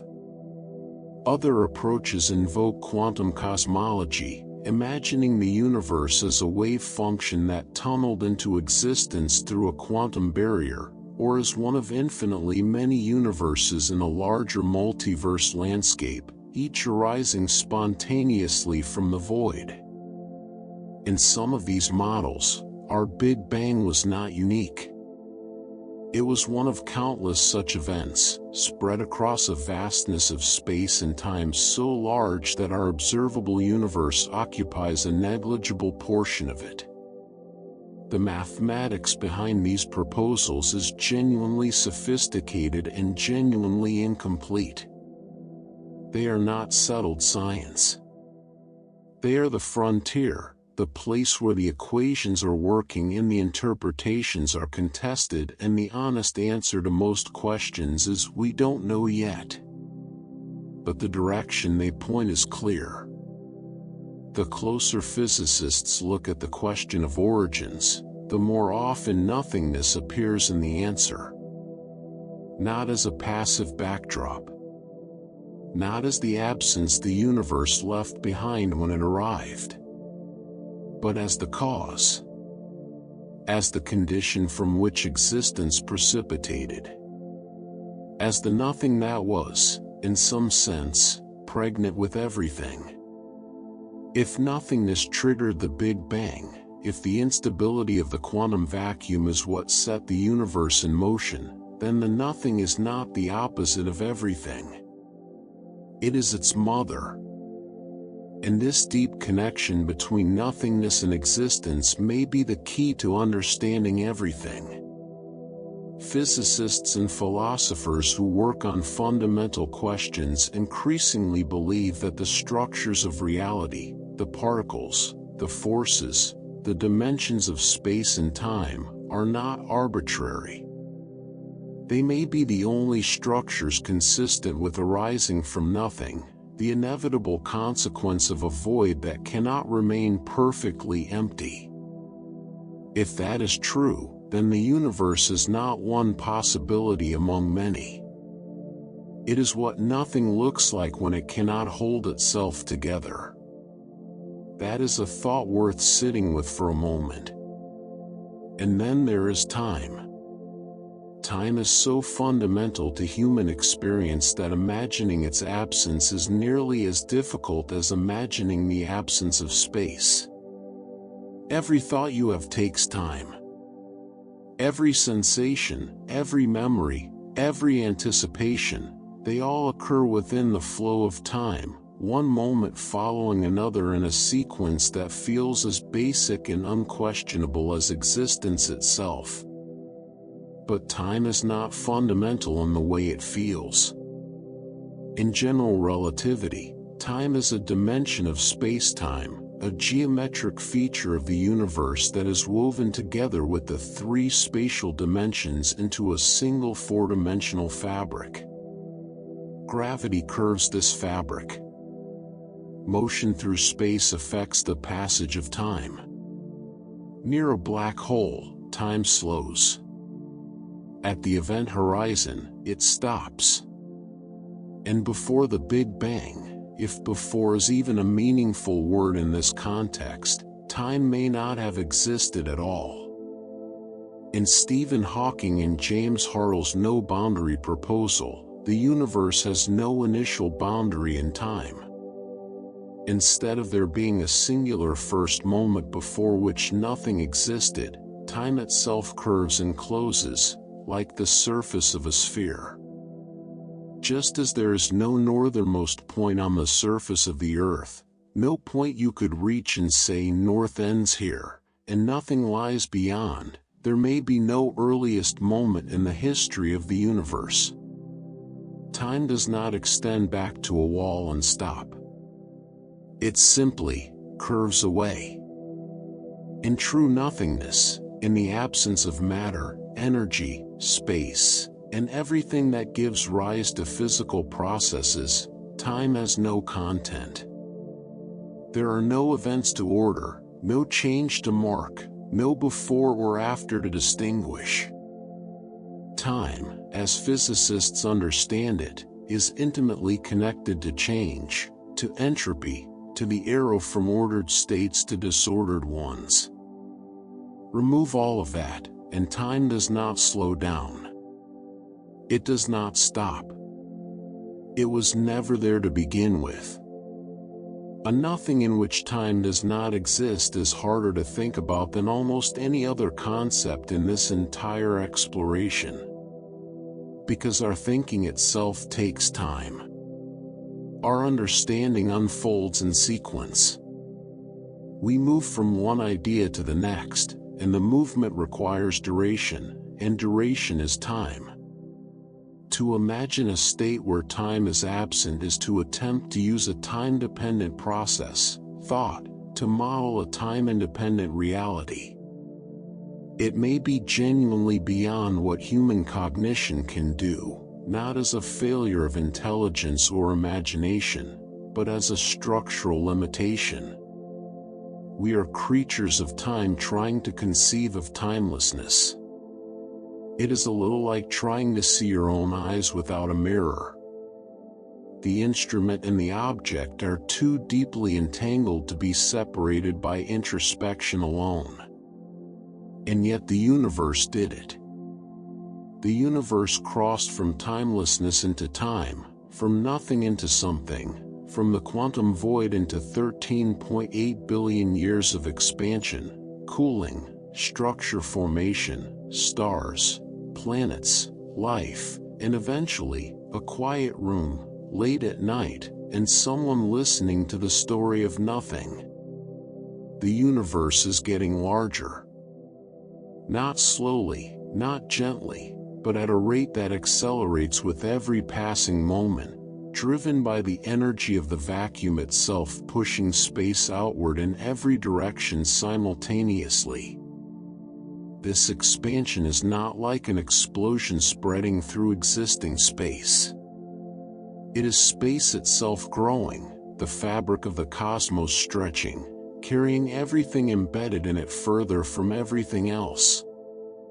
And in the vast regions between galaxy clusters, In the enormous voids that constitute most of the universe's volume, space is expanding so rapidly that the distance between points is growing faster than light could ever cross it. Not because anything is moving through space at superluminal speed, which relativity forbids, but because space itself is expanding, and the expansion of space is not subject to the speed limit that governs objects moving within it. The emptiness is outrunning light.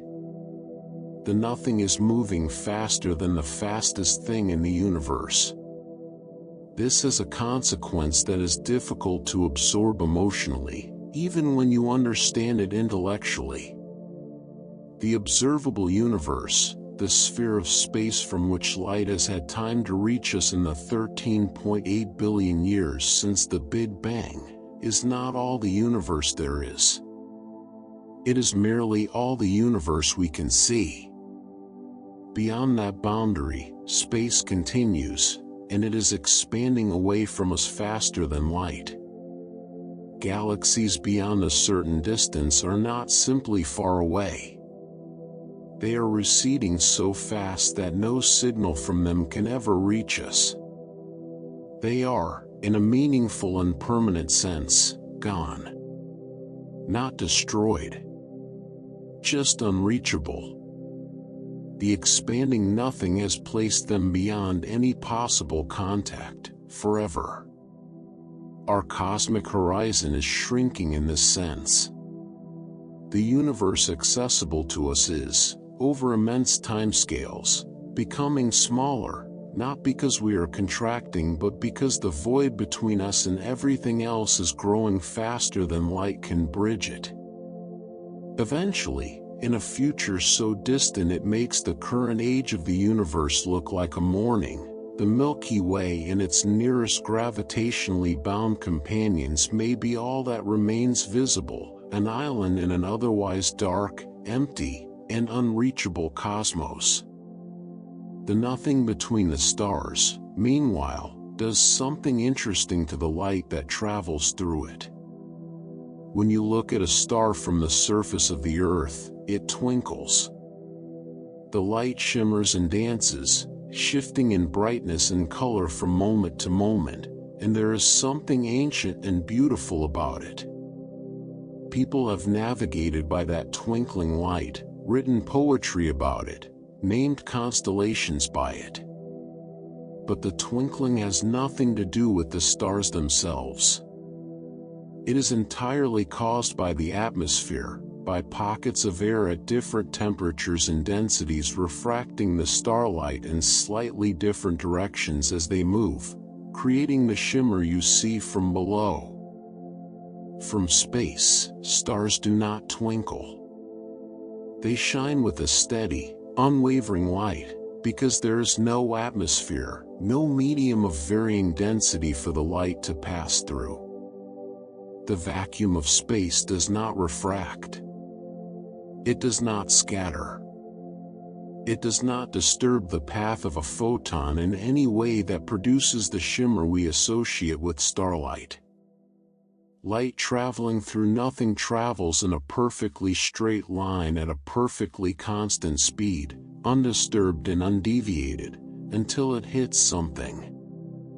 The twinkling, in other words, is the atmosphere's signature, evidence of something in the way. The steadiness of starlight in space is the vacuum's signature, evidence of nothing in the way. One of the most beautiful things we see from Earth is, in a precise sense, an artifact of our own atmosphere. The star is not shimmering. We are. Now consider what happens when physicists decide to run the process of creation in reverse, not starting from nothing and arriving at something, but starting from the conditions of the vacuum and coaxing something into persistent existence. In 2021, researchers at institutions including MIT demonstrated a method for creating real photons, genuine, detectable, persistent light particles, directly from the quantum vacuum, using rapidly changing electromagnetic boundary conditions. The experiment was a realization of something called the dynamical Casimir effect, predicted decades earlier but extraordinarily difficult to achieve in practice. By changing the effective length of a superconducting resonator at microwave frequencies, the researchers caused the vacuum fluctuations, those ever-present virtual photons flickering in and out of existence, to become real. The nothing, stimulated in precisely the right way, produced something. This is not alchemy, and it is not magic. It is a direct consequence of quantum field theory, predicted by the same mathematics that describes everything else in particle physics. But it is genuinely startling to contemplate. Real photons, with measurable energy, with all the properties of light, emerging from a region of space that contained none. The vacuum, prompted correctly, becomes a source. The universe does this on its own as well, near black holes, where the intense curvature of space-time near the event horizon causes the vacuum to radiate, Hawking radiation, the slow but theoretically inevitable emission of real particles from the boundary of nothingness. Black holes, consuming matter, eventually return energy to the universe. The nothing gives back. This is, in a sense, the ultimate recycling. Matter falls into a black hole. The black hole radiates slowly, over timescales that make the current age of the universe seem brief. Eventually, over an almost incomprehensible span of time, the black hole evaporates completely, returning its mass energy to the universe in the form of thermal radiation. Nothing is permanently lost. The information about what Phelan debated, contested, the subject of one of the most famous ongoing arguments in theoretical physics, may survive in some encoded form in the radiation that comes out. The universe does not throw things away. It transforms them, recycles them through processes so slow and so extreme that they are nearly indistinguishable from destruction. And the protons that make up the atoms of your body, and every atom in every star and planet and galaxy, they may not be permanent either. The standard model of particle physics, in its most basic form, treats protons as stable. But extensions of the standard model, grand unified theories that attempt to bring the strong, weak, and electromagnetic forces together under a single framework, generally predict that protons are not perfectly stable.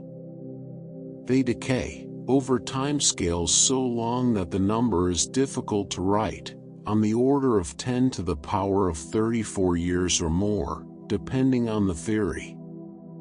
For context, the current age of the universe is approximately 10 to the power of 10 years. Proton decay, if it occurs, happens on timescales a trillion times longer than the universe has existed. No proton decay has ever been observed. Enormous detectors, built deep underground to shield them from cosmic ray interference, have watched tanks of water containing extraordinary numbers of protons for decades, and none has decayed. This has ruled out the simplest grand unified theories, but not the concept itself. If protons do decay, even over these incomprehensible timescales, then the matter of the universe is not permanent. It is merely very, very long-lived. Everything you can see and touch is, on a long enough timeline, becoming nothing. The universe itself may end this way, though the precise mechanism depends on which cosmological model turns out to be correct. If the expansion of the universe continues to accelerate, as current observations suggest it will, then the ultimate fate of the cosmos may be what cosmologists call the Big Freeze, or heat death. Galaxies drift apart. Stars exhaust their fuel and go dark. Black holes slowly evaporate over those immense Hawking timescales. Protons, if they decay, eventually dissolve. The universe approaches a state of maximum entropy, maximum disorder, where no further energy gradients exist to drive any process, any reaction, any change. Temperature approaches absolute zero everywhere. Time continues to pass, but nothing happens, because there is nothing left for anything to happen to. This is not nothingness, technically. There is still space. There is still the quantum vacuum, still fluctuating, still carrying its irreducible energy. But there is no structure, no complexity, no information processing of any kind. In any sense that matters to the existence of life or meaning or experience, the universe will have returned to something very close to the nothing it may have begun as. The nothingness does not destroy the universe from outside. It waits, patiently, as the something gradually exhausts itself and fades. The nothing is the final state. The default. The place everything is slowly, inexorably, returning to. And before that final dispersal, there are black holes. A black hole is, in the popular imagination, a kind of monster, a hungry darkness consuming everything that comes too close. And in one sense that is fair.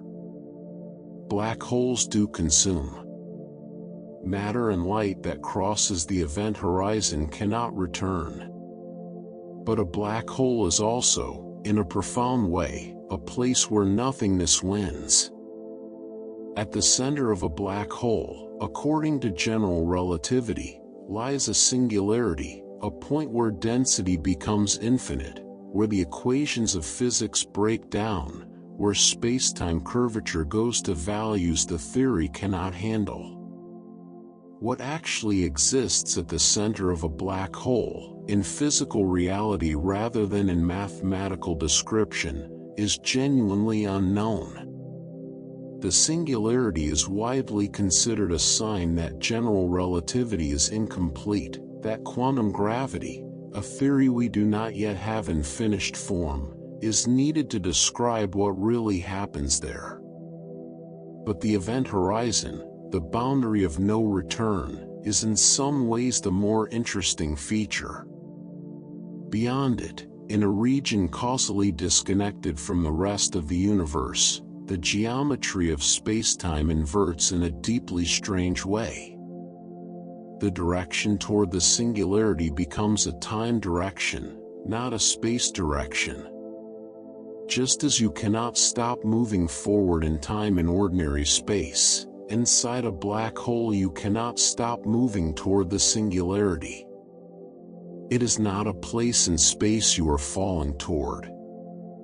It is a moment in time you are inevitably reaching. The interior of a black hole is a region where space and time, as we normally experience them, have exchanged their roles.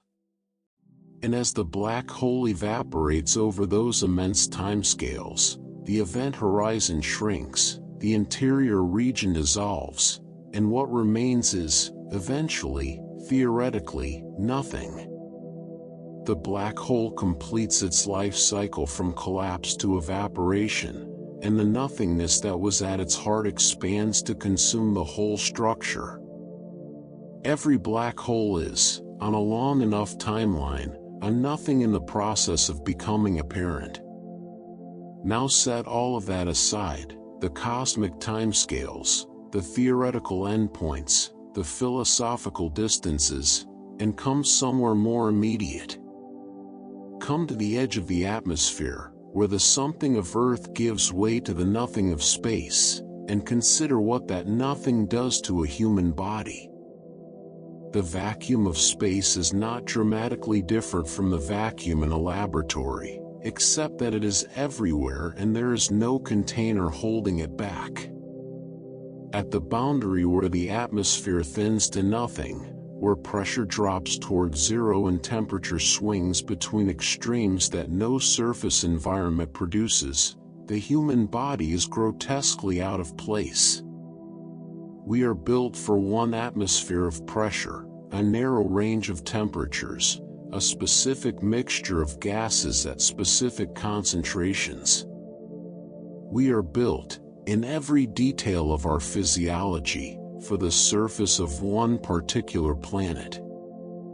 Move us off that surface without protection, and the nothing begins its work immediately. The first thing it does is take your breath. Not by suffocation in the conventional sense, not by replacing the air with something else, but by removing the air entirely and leaving nothing in its place. In a vacuum, there is no oxygen to inhale. But more immediately, there is no pressure to hold the gases in your blood. At sea level, the atmospheric pressure pushing down on you is what keeps your blood gases dissolved in your plasma, what keeps your tissues supplied with the oxygen they need. Remove that pressure, and the gases begin to come out of solution. Your blood, in the absence of external pressure, begins to behave like a carbonated drink with the cap removed. The dissolved gases, nitrogen, oxygen, carbon dioxide, form bubbles in your bloodstream and tissues. This is called ebulism, and it is the vacuum equivalent of decompression sickness, the condition that scuba divers must avoid by ascending slowly from depth. In space, without a suit, the process is immediate. The bubbles form in the bloodstream, in the joints, in the tissues of the lungs and brain. Circulation is disrupted. Oxygen delivery fails. You would not explode. That is a persistent myth, partly propagated by science fiction and partly by the dramatic imagination. Human skin is remarkably tough and elastic, and it would hold the body together.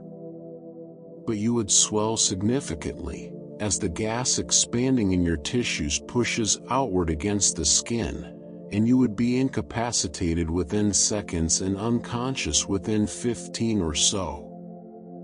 Brain death would follow within a few minutes, as oxygen delivery collapsed completely.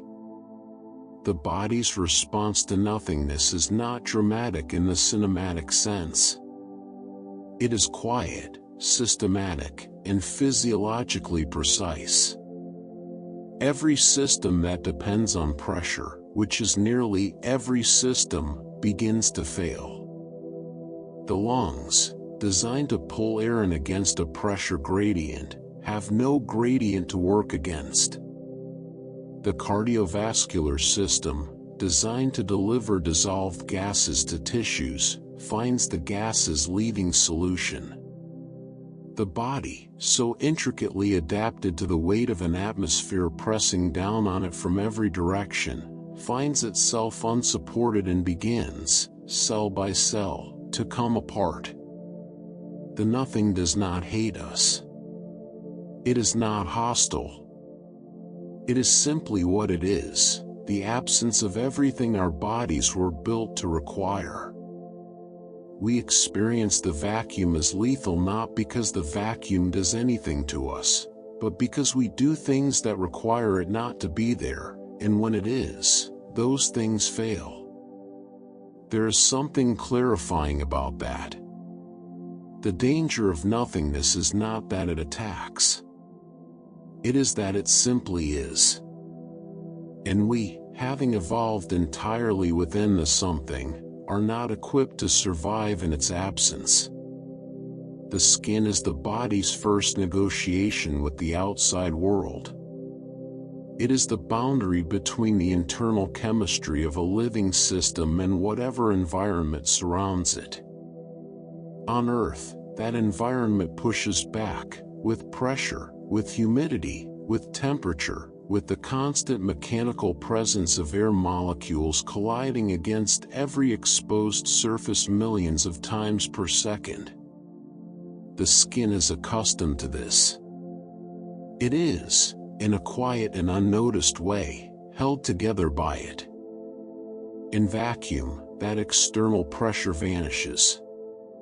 The skin, no longer pressed inward from outside, begins to expand outward from within, driven by the pressure of the fluids and gases beneath it. The face swells. The limbs bloat. Exposed mucous membranes, the lips, the eyes, the lining of the nose and throat, begin to lose moisture almost immediately, as water molecules at the surface evaporate into the surrounding nothingness with nothing to stop them. In the absence of atmospheric pressure, the boiling point of water drops dramatically. At sufficiently low pressures, water boils at body temperature, and the moisture on exposed tissues begins to vaporize rather than simply evaporate. The saliva on your tongue would begin to boil. This is not a slow process. It happens in seconds. The skin itself would not rupture. As noted before, it is more resilient than science fiction suggests, but it would become taut and discolored as fluid shifts outward into the swelling tissues beneath it. Bruising would form rapidly as small blood vessels, no longer supported by external pressure, ruptured under the internal pressure of the blood they carry. The body would look, in the moments before unconsciousness arrived, like something being inflated from within. And then there are places in space where the nothingness is of a different, more absolute character, not just the absence of atmosphere, but regions where the geometry of spacetime itself creates a kind of enforced nothing. A black hole's event horizon is the most famous of these. But there is a subtler effect worth considering, one that demonstrates how the structure of spacetime around a massive object can create regions that are, in a meaningful sense, causally isolated, cut off not by distance but by geometry. Inside the event horizon of a black hole, as discussed earlier, the spatial direction toward the singularity becomes a temporal direction. All possible futures lead toward it. There is no path, no trajectory, no choice of motion that leads away. The region inside the horizon is not simply a place you cannot escape from. It is a place where the concept of escape has no geometric meaning. Every direction is toward the singularity, in the same way that every direction in time is toward the future. You cannot choose to move into the past. You cannot, inside a black hole, choose to move away from the center. This creates a region of profound informational isolation. Nothing that happens inside can affect anything outside. No signal, no force, no influence of any kind can cross back through the horizon. The interior is, in the language of causality, completely severed from the rest of the universe. It is a region where the rest of the cosmos does not exist, not because it has been destroyed, but because it is geometrically unreachable. A kind of nothing defined not by the absence of matter but by the absence of causal connection. The moon landing brought humanity into direct contact with a vacuum environment for the first time in a controlled and survivable way, and the nothing of space left its fingerprints everywhere on the mission. The moon has no atmosphere. Not a thin one, not a trace one, essentially none, a surface pressure so low that it qualifies as a hard vacuum by laboratory standards. The implications of this shaped nearly every aspect of how the Apollo missions were designed and executed. The spacesuits were not merely warm clothing for a cold environment. They were complete life support systems, maintaining pressure, supplying oxygen, removing carbon dioxide, managing temperature against the extreme swings that occur on an airless surface, where sunlit areas reach over 120 degrees Celsius and shadowed areas plunge to -170. The suit was a portable version of the Earth's atmosphere, carried on a human back across the surface of the Moon. The vacuum also affected the lunar soil in ways the astronauts did not anticipate. On Earth, fine particles of soil and dust are constantly subject to moisture, oxidation, and the mechanical weathering of air. The particles develop rounded edges and chemically passivated surfaces over time. Lunar regolith, the fine powder that covers the Moon's surface, has been sitting in a hard vacuum, bombarded by solar radiation and micrometeorites, for billions of years. Its particles are sharp, angular, and extraordinarily abrasive. They stuck to everything. They clogged mechanisms. They scratched visors.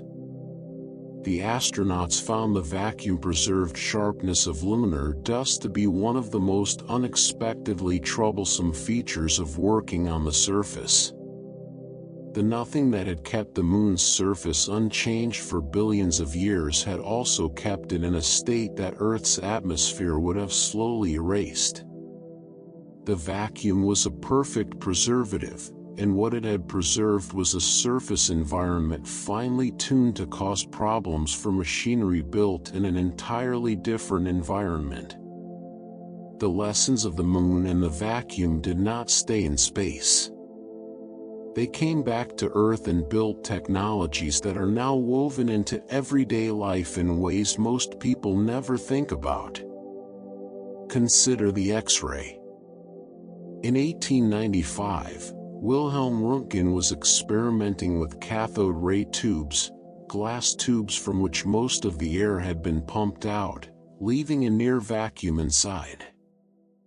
When a high voltage was applied across the tube, electrons released from the cathode traveled through the vacuum to the anode, and in doing so, produced a previously unknown form of electromagnetic radiation that Röntgen called X-rays, the X denoting the unknown.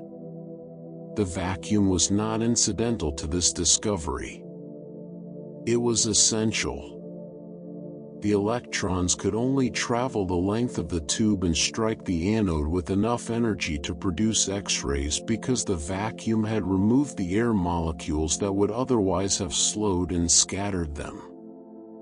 Every X-ray taken since then, every broken bone diagnosed, every chest examined, every piece of luggage scanned at an airport, depends on the same basic principle. The vacuum inside the tube is what gives the electrons their free path. Without it, the electrons collide with air molecules within millimeters of leaving the cathode and produce nothing. The medical technology that has saved countless millions of lives is, at its operating heart, a carefully maintained piece of nothing. Thomas Edison's practical incandescent light bulb, developed in the late 1870s, solved a crucial engineering problem with the same tool. The filament, a thin wire heated to incandescence by electrical current, would burn up almost instantly in the presence of oxygen. The early challenge of making a filament that lasted long enough to be practical was solved not by finding a better material alone, but by enclosing the filament in a glass bulb from which the air had been evacuated. The vacuum prevented combustion. The filament could glow at temperatures that would cause immediate ignition in air, because there was no oxygen present to react with. The light you read by for most of the 20th century was produced inside a small pocket of nothing. Modern light bulbs often use inert gas rather than pure vacuum, but the principle remains the same: the deliberate management of the gaseous environment around the filament to prevent the oxidation that air would cause. The nothing was the first solution, and it worked. Insulation is another domain where nothingness is not merely useful but irreplaceable. Heat travels by three mechanisms: conduction, where it passes through direct contact between materials; convection, where it is carried by the movement of fluids or gases; and radiation, where it is transmitted as electromagnetic waves that need no medium at all. Of these three, conduction and convection both require matter. Remove the matter, create a vacuum, and two of the three pathways for heat transfer are eliminated simultaneously. Only radiation remains. This is why vacuum insulation is the most effective thermal barrier that physics allows. The vacuum flask, invented by James Dewar in the 1890s and later commercialized as the thermos bottle, uses a double-walled container with a vacuum between the walls to suppress conduction and convection, and silvered surfaces to minimize radiation. The result is a container that keeps hot things hot and cold things cold far better than any conventional insulating material, because conventional materials work by trapping air, and trapped air still conducts and convects. A vacuum contains nothing to conduct and nothing to convect. The same principle is used in industrial cryogenics, in the storage of liquid nitrogen and liquid helium, in the insulation of superconducting magnets, and in the construction of spacecraft. The vacuum is not just the environment of space. It is also one of the best tools humanity has found for managing temperature at extreme scales. The electron microscope takes the vacuum's gift to X-ray tubes and extends it to a new level of precision. A conventional optical microscope uses visible light to image objects, and its resolution is fundamentally limited by the wavelength of light. You cannot see details smaller than the light itself can resolve. To image structures smaller than a few hundred nanometers, you need a shorter wavelength probe. Electrons, at typical accelerating voltages, have wavelengths thousands of times shorter than visible light, and this makes them extraordinarily powerful imaging tools. But electrons scatter and are absorbed by air molecules with extreme efficiency. The mean free path of an electron in air, the average distance it travels before colliding with an air molecule, is microscopic. An electron beam in air would be destroyed within millimeters of its source. To make an electron microscope work, the entire beam path, from source to sample to detector, must be maintained in a high vacuum. The nothing is not an auxiliary feature of the instrument. It is the operating environment without which the instrument cannot function at all. Electron microscopes have imaged individual atoms. They have revealed the structure of viruses, the crystalline arrangement of materials, the surface features of biological molecules. They have expanded the frontier of human visual knowledge further than any other imaging technology. And they work inside carefully maintained pockets of nothing. Particle accelerators, the great cathedrals of modern physics, kilometers in circumference, cooled to temperatures colder than outer space, consuming the power of small cities, depend on the vacuum in an even more fundamental way. The Large Hadron Collider at CERN, the most powerful particle accelerator ever built, accelerates protons to within a fraction of a percent of the speed of light and collides them together to study the fundamental structure of matter. To do this, the protons must travel through a beam pipe stretching for 27 kilometers around the accelerator's circumference. In that beam pipe, the pressure must be lower than almost anywhere else on Earth, lower than the surface of the Moon, lower than low Earth orbit, approaching the vacuum of interstellar space. A single collision between a beam proton and an air molecule would scatter it from the beam, degrading the precision of the experiment. At the velocities involved, even an extraordinarily dilute gas would destroy the beam within meters. The Higgs boson, the particle whose discovery in 2012 completed the standard model of particle physics and confirmed the mechanism by which fundamental particles acquire mass, was found inside a tube of nothing. The vacuum is not a supporting actor in this story. It is the stage on which the most important physics of the century has been performed. Space telescopes carry this logic one step further. A telescope on the ground must peer through the full depth of the Earth's atmosphere, an ocean of turbulent, absorbing, refracting gas that blurs images, scatters light, and blocks entire wavelengths of electromagnetic radiation. The atmosphere is opaque to most ultraviolet light, to X-rays, to gamma rays.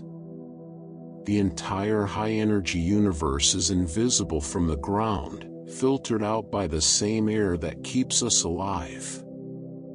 Put a telescope above the atmosphere, in the vacuum of space, and all of that disappears. The Hubble Space Telescope, operating since 1990, has produced images of the universe with a clarity and depth impossible from any ground-based observatory, not because its mirror is extraordinary. Large ground-based telescopes have bigger mirrors, but because the nothing around it is not interfering. The Chandra X-ray Observatory images the universe at wavelengths that would be completely absorbed within milliseconds in any gaseous environment. The James Webb Space Telescope, with its mirror cooled to cryogenic temperatures in the vacuum of space, images the universe in infrared wavelengths with a sensitivity that reveals galaxies formed within the first few 100 million years after the Big Bang. Every image of a distant galaxy, every spectrum of a dying star, every map of a nebulous structure produced by a space telescope is a gift from the vacuum. The nothing that surrounds these instruments is the condition that makes their observations possible. The clearest view of the universe comes from the place with nothing in the way. There is a satisfying symmetry in all of this. The same nothingness that the ancient Greeks refused to acknowledge, that philosophers have argued about for millennia, that physicists have found to be stranger and more complex with every investigation, that very nothingness is also the working medium of some of humanity's most transformative technologies. We did not just think about nothing. We built with it. We harnessed it. We put it inside glass tubes and metal chambers and kilometer-long tunnels and sent it into orbit, and it gave us X-rays and light and insulation and images of atoms and the Higgs boson and the edge of the observable universe. The nothing, it turns out, was one of the most useful things we ever found. The cathode ray tube is where the story of modern electronics begins. And it begins, as so many things do, with a carefully maintained vacuum. By the late 19th century, physicists had learned to evacuate glass tubes to a high degree and apply voltages across electrodes sealed inside them.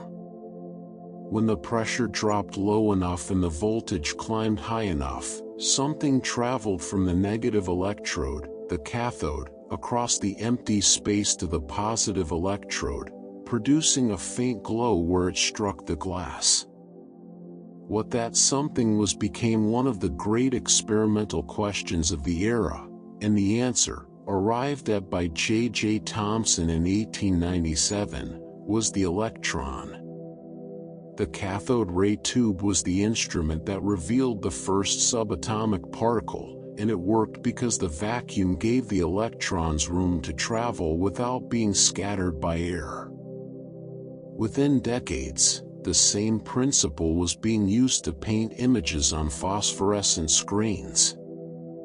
The electron beam, steered by magnetic fields, swept across the face of a tube line by line, thousands of times per second, its intensity varying to produce bright and dark regions that assembled into a picture.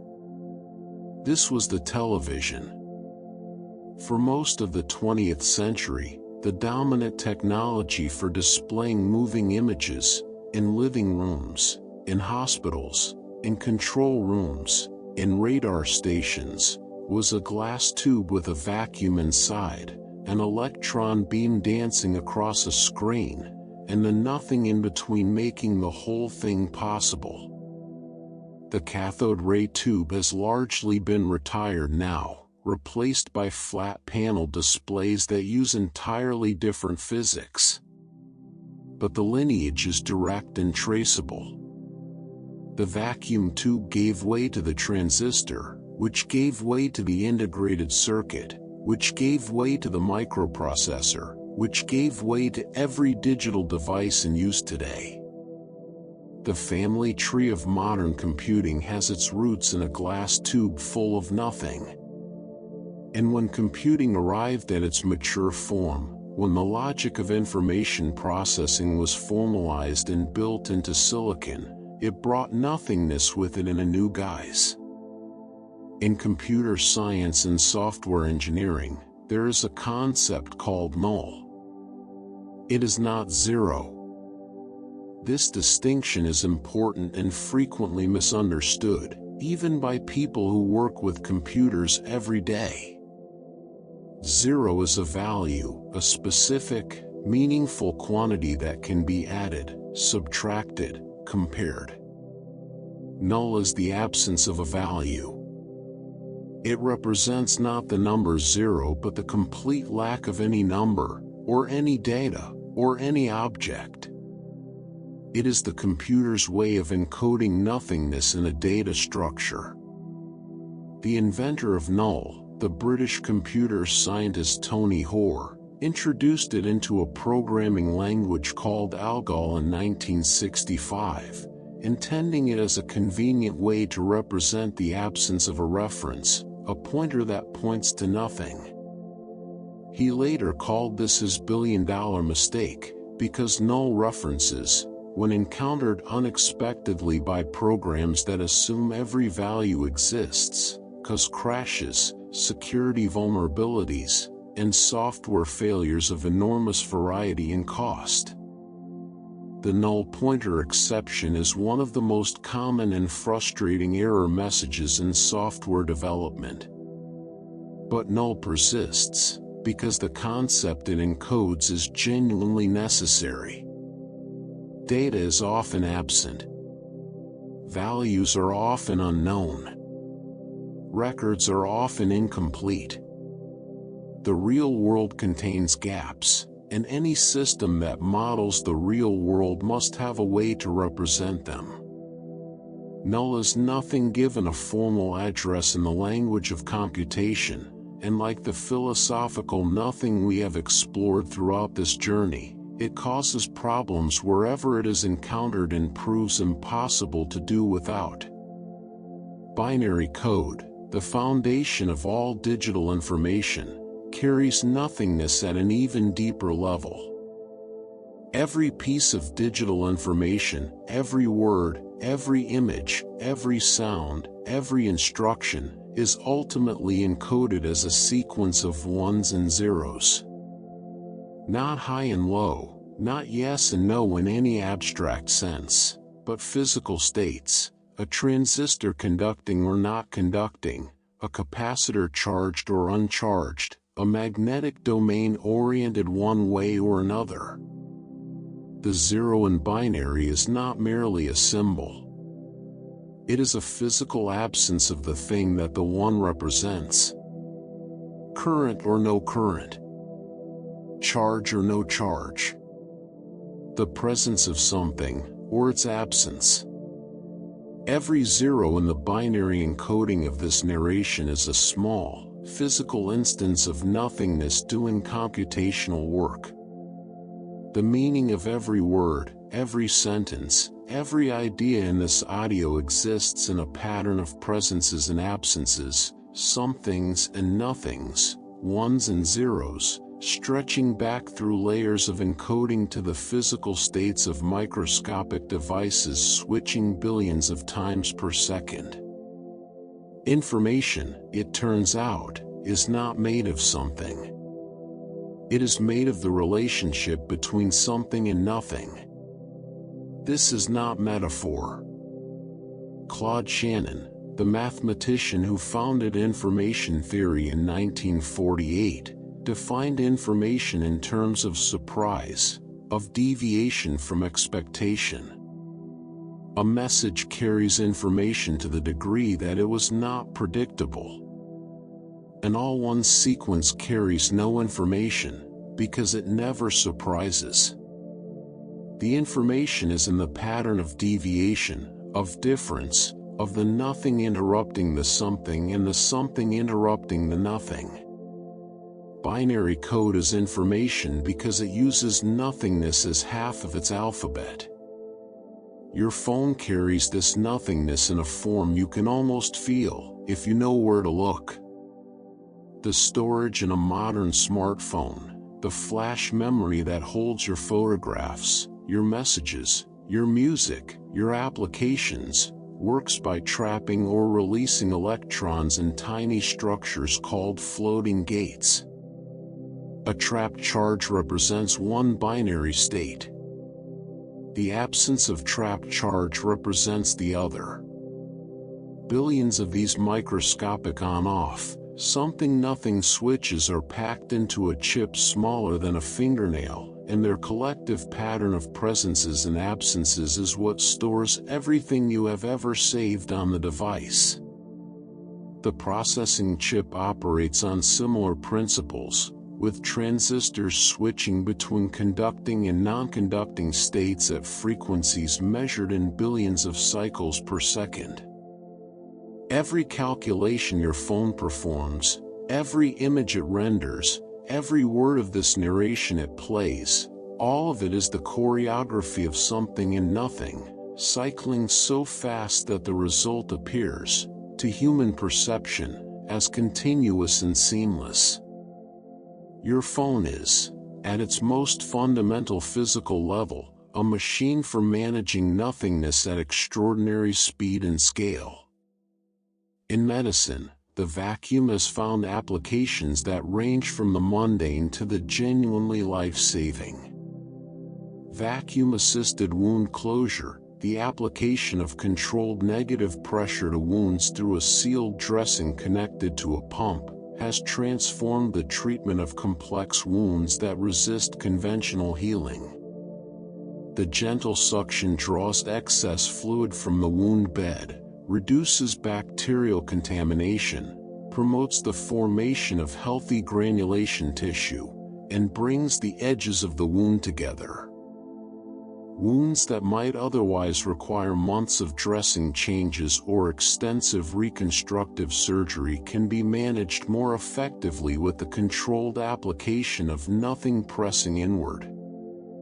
The technique is now standard in trauma surgery, in the management of diabetic foot wounds, in post-surgical care after cardiac and orthopedic procedures. Vacuum extraction is used in childbirth, in laboratory specimen processing, in the packaging of pharmaceuticals, in the sterilization of surgical instruments. The dialysis machine, which performs the blood filtering function of failing kidneys, uses pressure differentials and the selective permeability of membranes in ways that depend on carefully managed pressure gradients. The vacuum is not a dramatic presence in these medical technologies.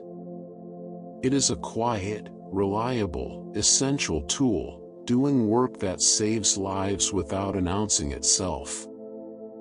Food preservation by vacuum sealing, works on a principle almost poetic in its simplicity. Remove the oxygen, and most of the biological processes that cause food to deteriorate cannot proceed.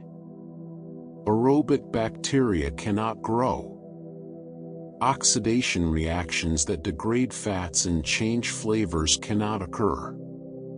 The vacuum does not actively preserve the food. It simply removes the conditions under which spoilage happens. The nothing is the preservative. Vacuum-packed coffee stays fresh for months in a way it could not in the presence of air. Vacuum-sealed meat retains its quality over timescales impossible under conventional refrigeration alone. The food industry, the pharmaceutical industry, and the electronics manufacturing industry all depend on vacuum packaging to protect sensitive products from the chemical activity that the presence of air enables. Removing the nothing, in many practical contexts, is the most effective form of protection available. Now step back from the practical and come inward. Because the most profound effects of nothingness may not be the ones we engineer in laboratories or build into machines. They may be the ones that occur quietly, unbidden, in the interior landscape of the human mind. Time, in conscious experience, is not a fixed quantity. It expands and contracts based on what the mind is doing, how engaged it is, how much incoming information it is processing.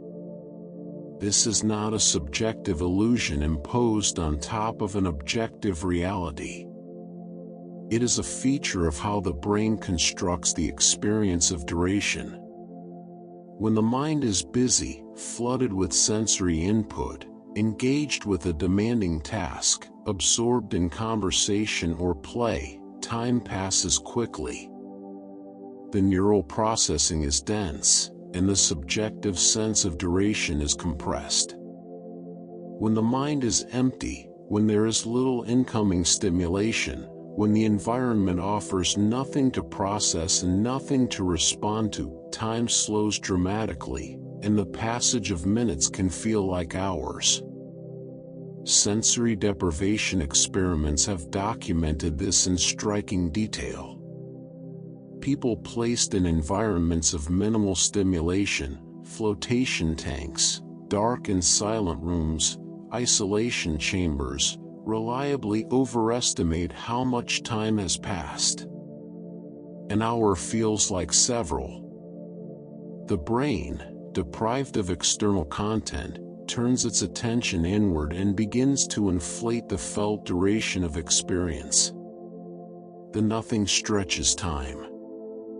This is partly why boredom feels so unpleasant, and why the prospect of emptiness, of a long stretch of time with nothing to do, produces a vague anxiety in many people. The brain is an anticipation machine. It is always modeling the future, always preparing for the next thing, always engaged in the background task of predicting what will happen next. In the absence of external events to predict and respond to, it finds itself running predictions that generate nothing, and the feeling of that nothingness is registered as discomfort. Research has shown that people will choose to administer mild electric shocks to themselves rather than sit quietly in an empty room with nothing to do.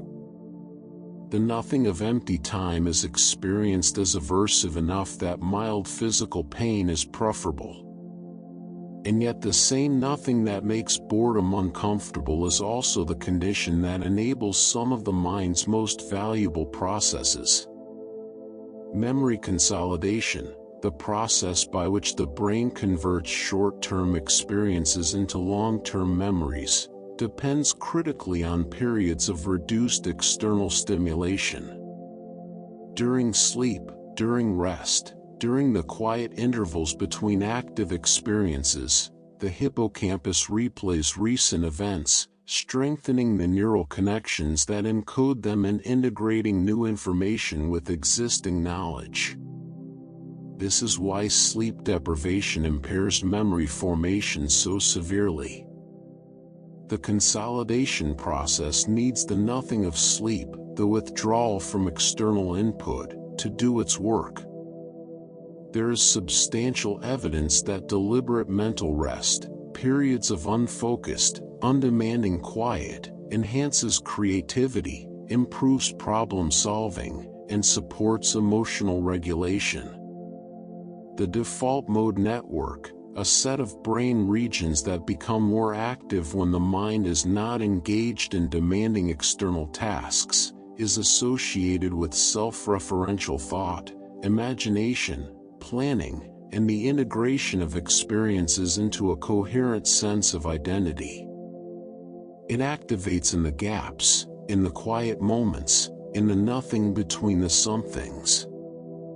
Daydreaming, which feels like nothing happening, is the brain doing some of its most sophisticated work. The empty moment is full of cognitive activity that focused attention suppresses. The mind needs the nothing to process the something. The body registers the presence of nothing in ways more physical than thought. In quiet environments with reduced stimulation, the heart rate slows. This is not merely because you are less physically active. It is a genuine autonomic response to the absence of stimulation, the nervous system shifting from sympathetic activation, the alert, responsive mode associated with engagement and stress, toward parasympathetic dominance, the rest and digest mode associated with recovery and calm. The nothing tells the body that the environment is safe, that vigilance can be reduced, that the resources devoted to readiness can be redirected toward repair and restoration. The practice of meditation, which many traditions describe as the cultivation of mental emptiness, produces measurable physiological changes consistent with this shift. Heart rate decreases. Blood pressure drops. Cortisol levels fall. The electrical activity of the brain shifts towards slower, more synchronized wave patterns associated with relaxed alertness. These are not placebo effects or the product of belief. They are consistent, reproducible physiological responses to the deliberate cultivation of mental nothing. The body knows, at a level below conscious thought, that nothing is sometimes exactly what is needed. Architecture has understood this for a very long time. The great builders of human history have always worked with emptiness as deliberately as they worked with stone and wood and glass. The void inside a cathedral is not wasted space. It is the point. The soaring vertical emptiness of a Gothic nave, the space rising above the congregation to a height that makes the human figure seem small and the vault overhead seem impossibly distant, is designed to produce a specific internal experience. The nothing above you is meant to feel like the presence of something larger than yourself. The architects of the medieval cathedrals were engineering an emotional response using empty space as their primary material. The Japanese aesthetic principle of Ma, sometimes translated as negative space, or pause, or interval, recognizes emptiness not as the absence of design but as a design element in its own right, with its own weight and intention. In traditional Japanese architecture, the space between structural elements, the void at the center of a garden, the pause between notes and music, the gap between words and poetry, these are all instances of ma, carefully considered and intentionally placed. The nothing is not where the design stops. It is where the design breathes. The Pantheon in Rome, built nearly 2,000 years ago, draws its extraordinary emotional power largely from the oculus, the circular opening at the apex of the dome, open to the sky, admitting a column of light and air and weather into the interior. The oculus is a whole. It is, architecturally, nothing. And it is the most important element in the building. Remove it, close the dome, and the Pantheon becomes a different space entirely, impressive, perhaps, but no longer transcendent. The nothing at its center is what makes the something around it meaningful. Frank Lloyd Wright, one of the 20th century's most influential architects, said that the reality of a building is not the walls and the roof but the space within them. Not the material, but the emptiness the material defines. Not the something, but the nothing it shapes and encloses. The buildings that move us, the spaces that change how we feel simply by being inside them, are almost always defined as much by their voids as by their solids. The courtyard at the center of a cloister. The atrium rising through the core of a tall building. The long perspective of a corridor that ends in light. The alcove where a single chair sits and the proportions feel exactly right. These are carefully designed nothings, and the human nervous system responds to them with a precision and consistency that suggests something deep, some ancient resonance between the emptiness we carry inside us and the emptiness we sometimes step into from outside. We build our nothing into the world, and when we find it there, we recognize it. For most of human history, painting was flat. Not flat in the sense of unsophisticated or unbeautiful. Medieval art produced works of extraordinary richness, color, and spiritual intensity. But flat in the literal geometric sense. Figures stood against golden backgrounds with no recession into distance, no atmosphere, no sense that the space behind them extended beyond the picture plane. The world depicted was a world without depth, without the emptiness that stretches between the viewer and the horizon. This was not a failure of observation. Medieval painters could see the world receding into distance just as clearly as we can. It was a choice, rooted in a theological and philosophical framework that placed spiritual significance above spatial realism. The gold background of a Byzantine icon is not a landscape. It is eternity. It is the absence of worldly space, replaced by the undifferentiated presence of the divine. The flatness was intentional, and it meant something. What changed everything was the invention of perspective, the geometric system for representing three-dimensional space on a two-dimensional surface, developed by Filippo Brunelleschi in Florence in the early 15th century and codified by Leon Battista Alberti shortly after. Perspective works by creating the illusion of depth, of empty space receding from the picture plane to a vanishing point on the horizon. It is, at its mathematical core, a system for representing nothing, for encoding the empty space between objects in a way that the eye reads as real distance. Before perspective, paintings had objects. After perspective, paintings had space. In the space, the nothing between the figures, the emptiness of the sky, the receding nothing of a road or a corridor or a landscape, became as important as the figures themselves. Renaissance painting is saturated with carefully constructed emptiness. The distance in a Leonardo landscape. The atmospheric void in the background of a Raphael. The deep, dark nothing of a Caravaggio shadow, from which a face or a hand emerges as if from the absence of all things. The invention of nothing, as a representational tool, transformed art as completely as any discovery in the history of visual culture. You cannot paint depth without painting emptiness. Every representation of three-dimensional space is, simultaneously, a representation of the void that separates things from each other.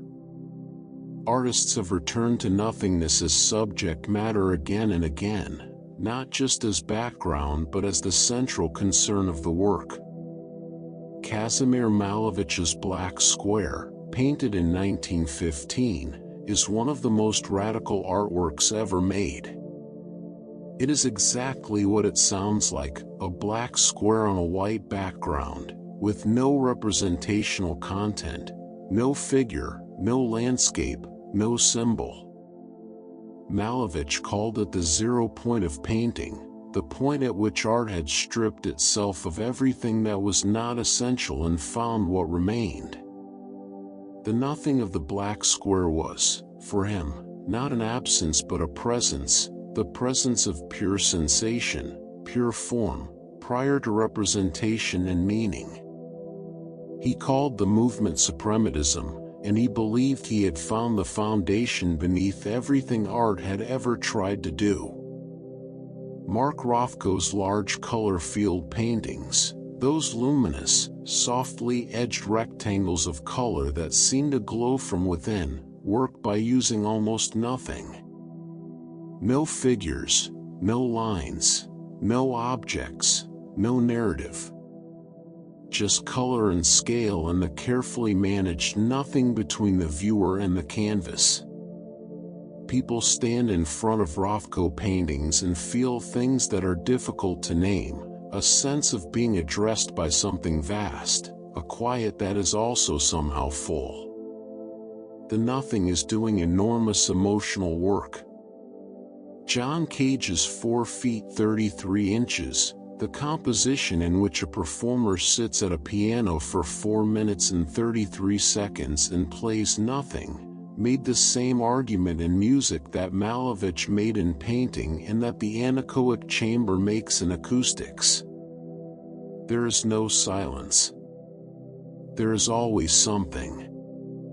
The ambient sounds of the room, the audience's breathing, the distant traffic, the creak of a chair, these are the music. The nothing Cage composed was a frame that made everything inside it audible as sound. The composition is the emptiness, and the emptiness is full. Silent film, the first great art form of the 20th century, worked in a silence that was never really silent. The early films of Chaplin, Keaton, Murnau, and Eisenstein were projected to live musical accompaniment, piano, organ, full orchestra in the grandest theaters. But the silence of the characters, the absence of spoken words, created a particular kind of space in the viewer's imagination. Dialogue not heard had to be inferred, felt, read in gesture and expression. The silence invited the audience into the film in a way that spoken dialogue does not. The viewer participated in filling the nothing of unheard speech with meaning. When sound arrived in cinema in the late 1920s, something was gained and something was lost. Buster Keaton, whose genius was almost entirely physical and spatial, found his particular kind of comedy diminished by the addition of words. The nothing that had surrounded his performances, the silence that gave his movements their strange, dreamlike precision, was filled with sound, and some of the magic drained away. The nothing had been doing work that the something could not replace. Now let us travel, briefly, into some of the stranger corners of the natural and human world, where nothingness appears in forms that are unexpected, sometimes absurd, and occasionally consequential. Pure water, water containing nothing but water molecules, no dissolved salts, no ions, no contaminants of any kind, has a pH of exactly 7. pH is a measure of the concentration of hydrogen ions in a solution, and pure water, at 25 degrees Celsius, sits precisely at the midpoint of the scale, the definition of chemical neutrality. Neither acid nor base. The nothing of dissolved chemistry produces the neutral point around which all aqueous chemistry is organized. In a different sense, nothingness has a place in the periodic table. The noble gases, helium, neon, argon, krypton, xenon, radon, are sometimes described as the elements of nothing, or at least of near nothing. Their outer electron shells are full, and a full outer shell is, in chemical terms, the condition of perfect contentment.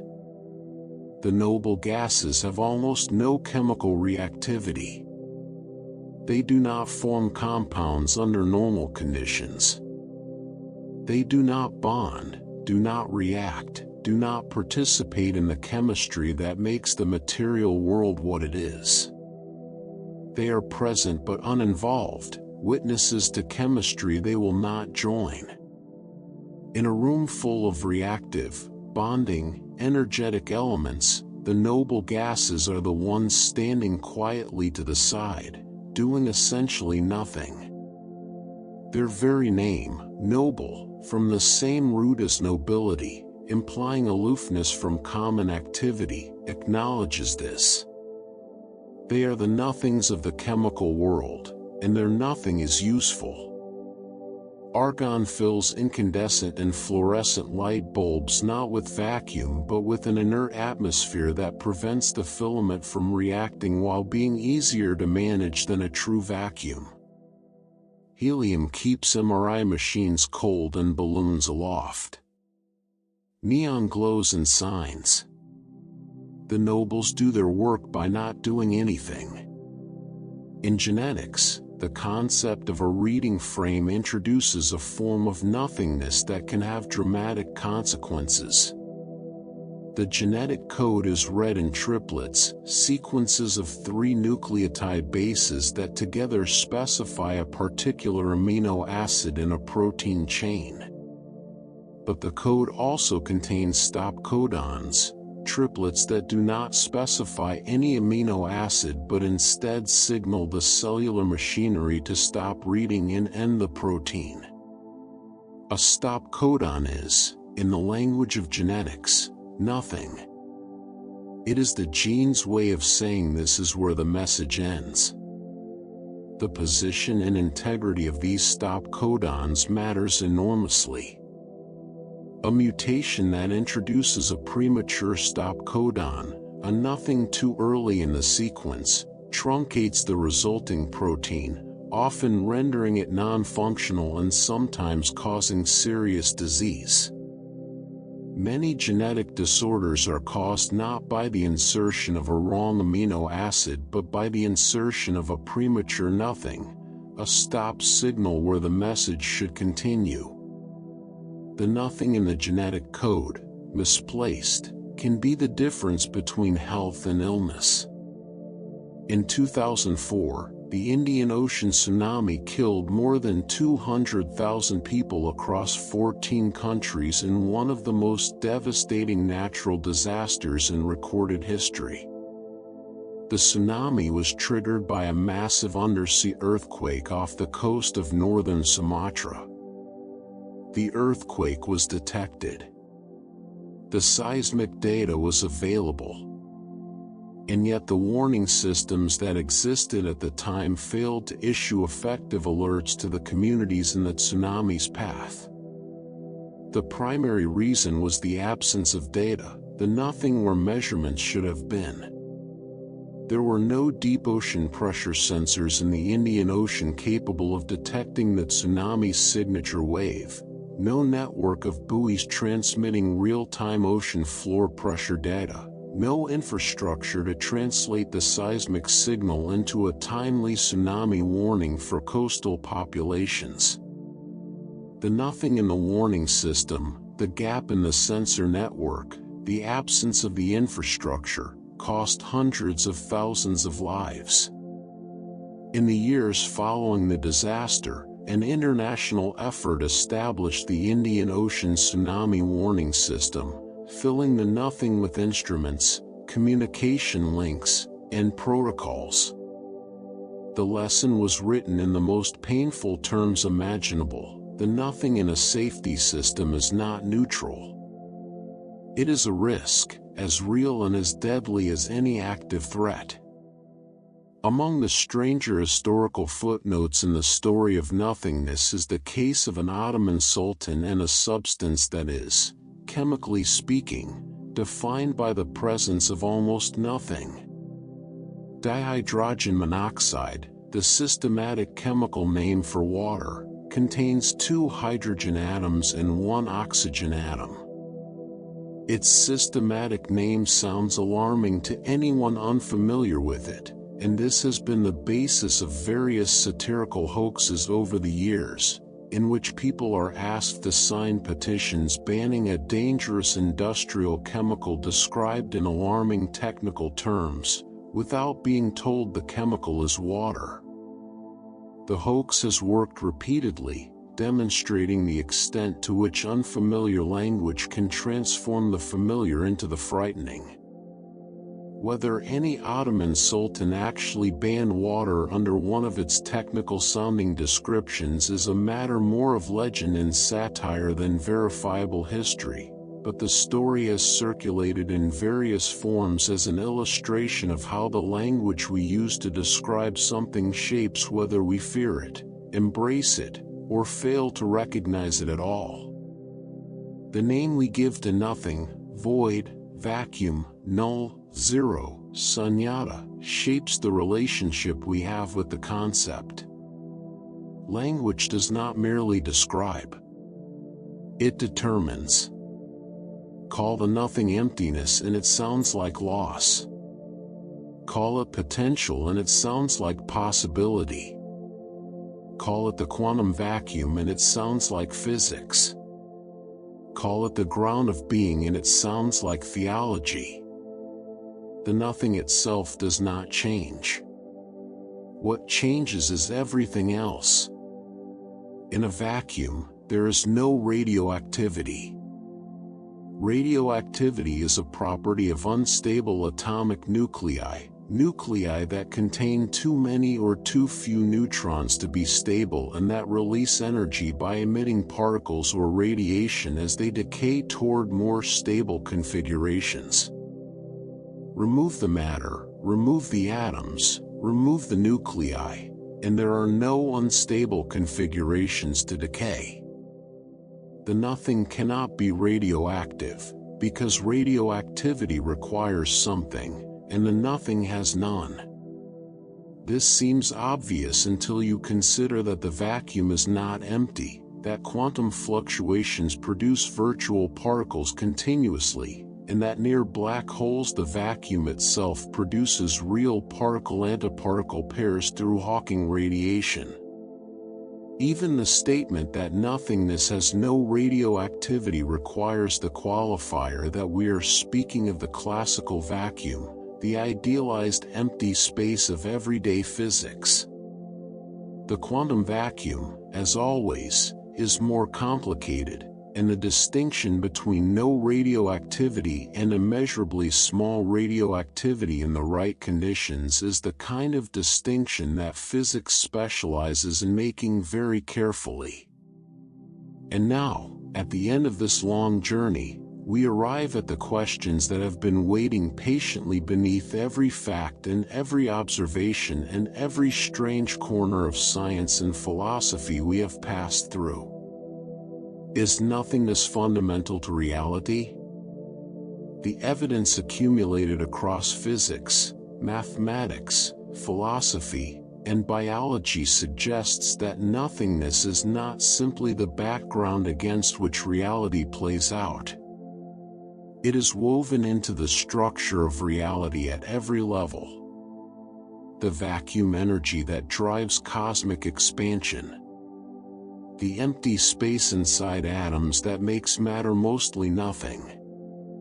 The zero-point fluctuations that prevent any quantum system from ever being fully at rest. The stop codons that end the reading of genetic messages. The silence between musical notes. The negative space in a great painting. The pause between breaths in deep meditation. These are not different things accidentally sharing a name. They are facets of a single deep feature of existence, that reality is not made of something. It is made of the relationship between something and nothing, and the nothing is as necessary and as active as the something. And time, the dimension that most completely defines human experience, the medium in which every thought and memory and hope and fear takes place, time does not exist in absolute nothing. This is not merely a technical observation from general relativity. It is a statement about what the universe was before it was. Before the Big Bang, if before is even a coherent word in that context, there was no time for anything to happen in. The nothing that preceded existence was not a long wait before something arrived. It was not a dark room before the lights came on. It was a condition in which the sequence of before and after had no meaning, because time itself had not yet come to be. The universe did not begin at a moment in time. Time began with the universe. The nothing was not waiting. It simply was, in a way that is entirely unlike being, and entirely unlike waiting, and entirely unlike anything that language, built for beings who live in time, can accurately describe. And yet, nothing could be the key to everything. Not metaphorically. Not as a comforting thought to end a long night of listening. But literally, in the most technically precise sense available to modern physics. The universe may have arisen from a quantum fluctuation in the void.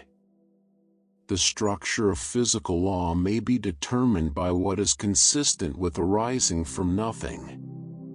The particles and forces and dimensions we inhabit may be the only configuration of reality that nothing could spontaneously produce and sustain. If that is true, then the answer to the deepest question, why is there something rather than nothing, is that nothing could not stay nothing.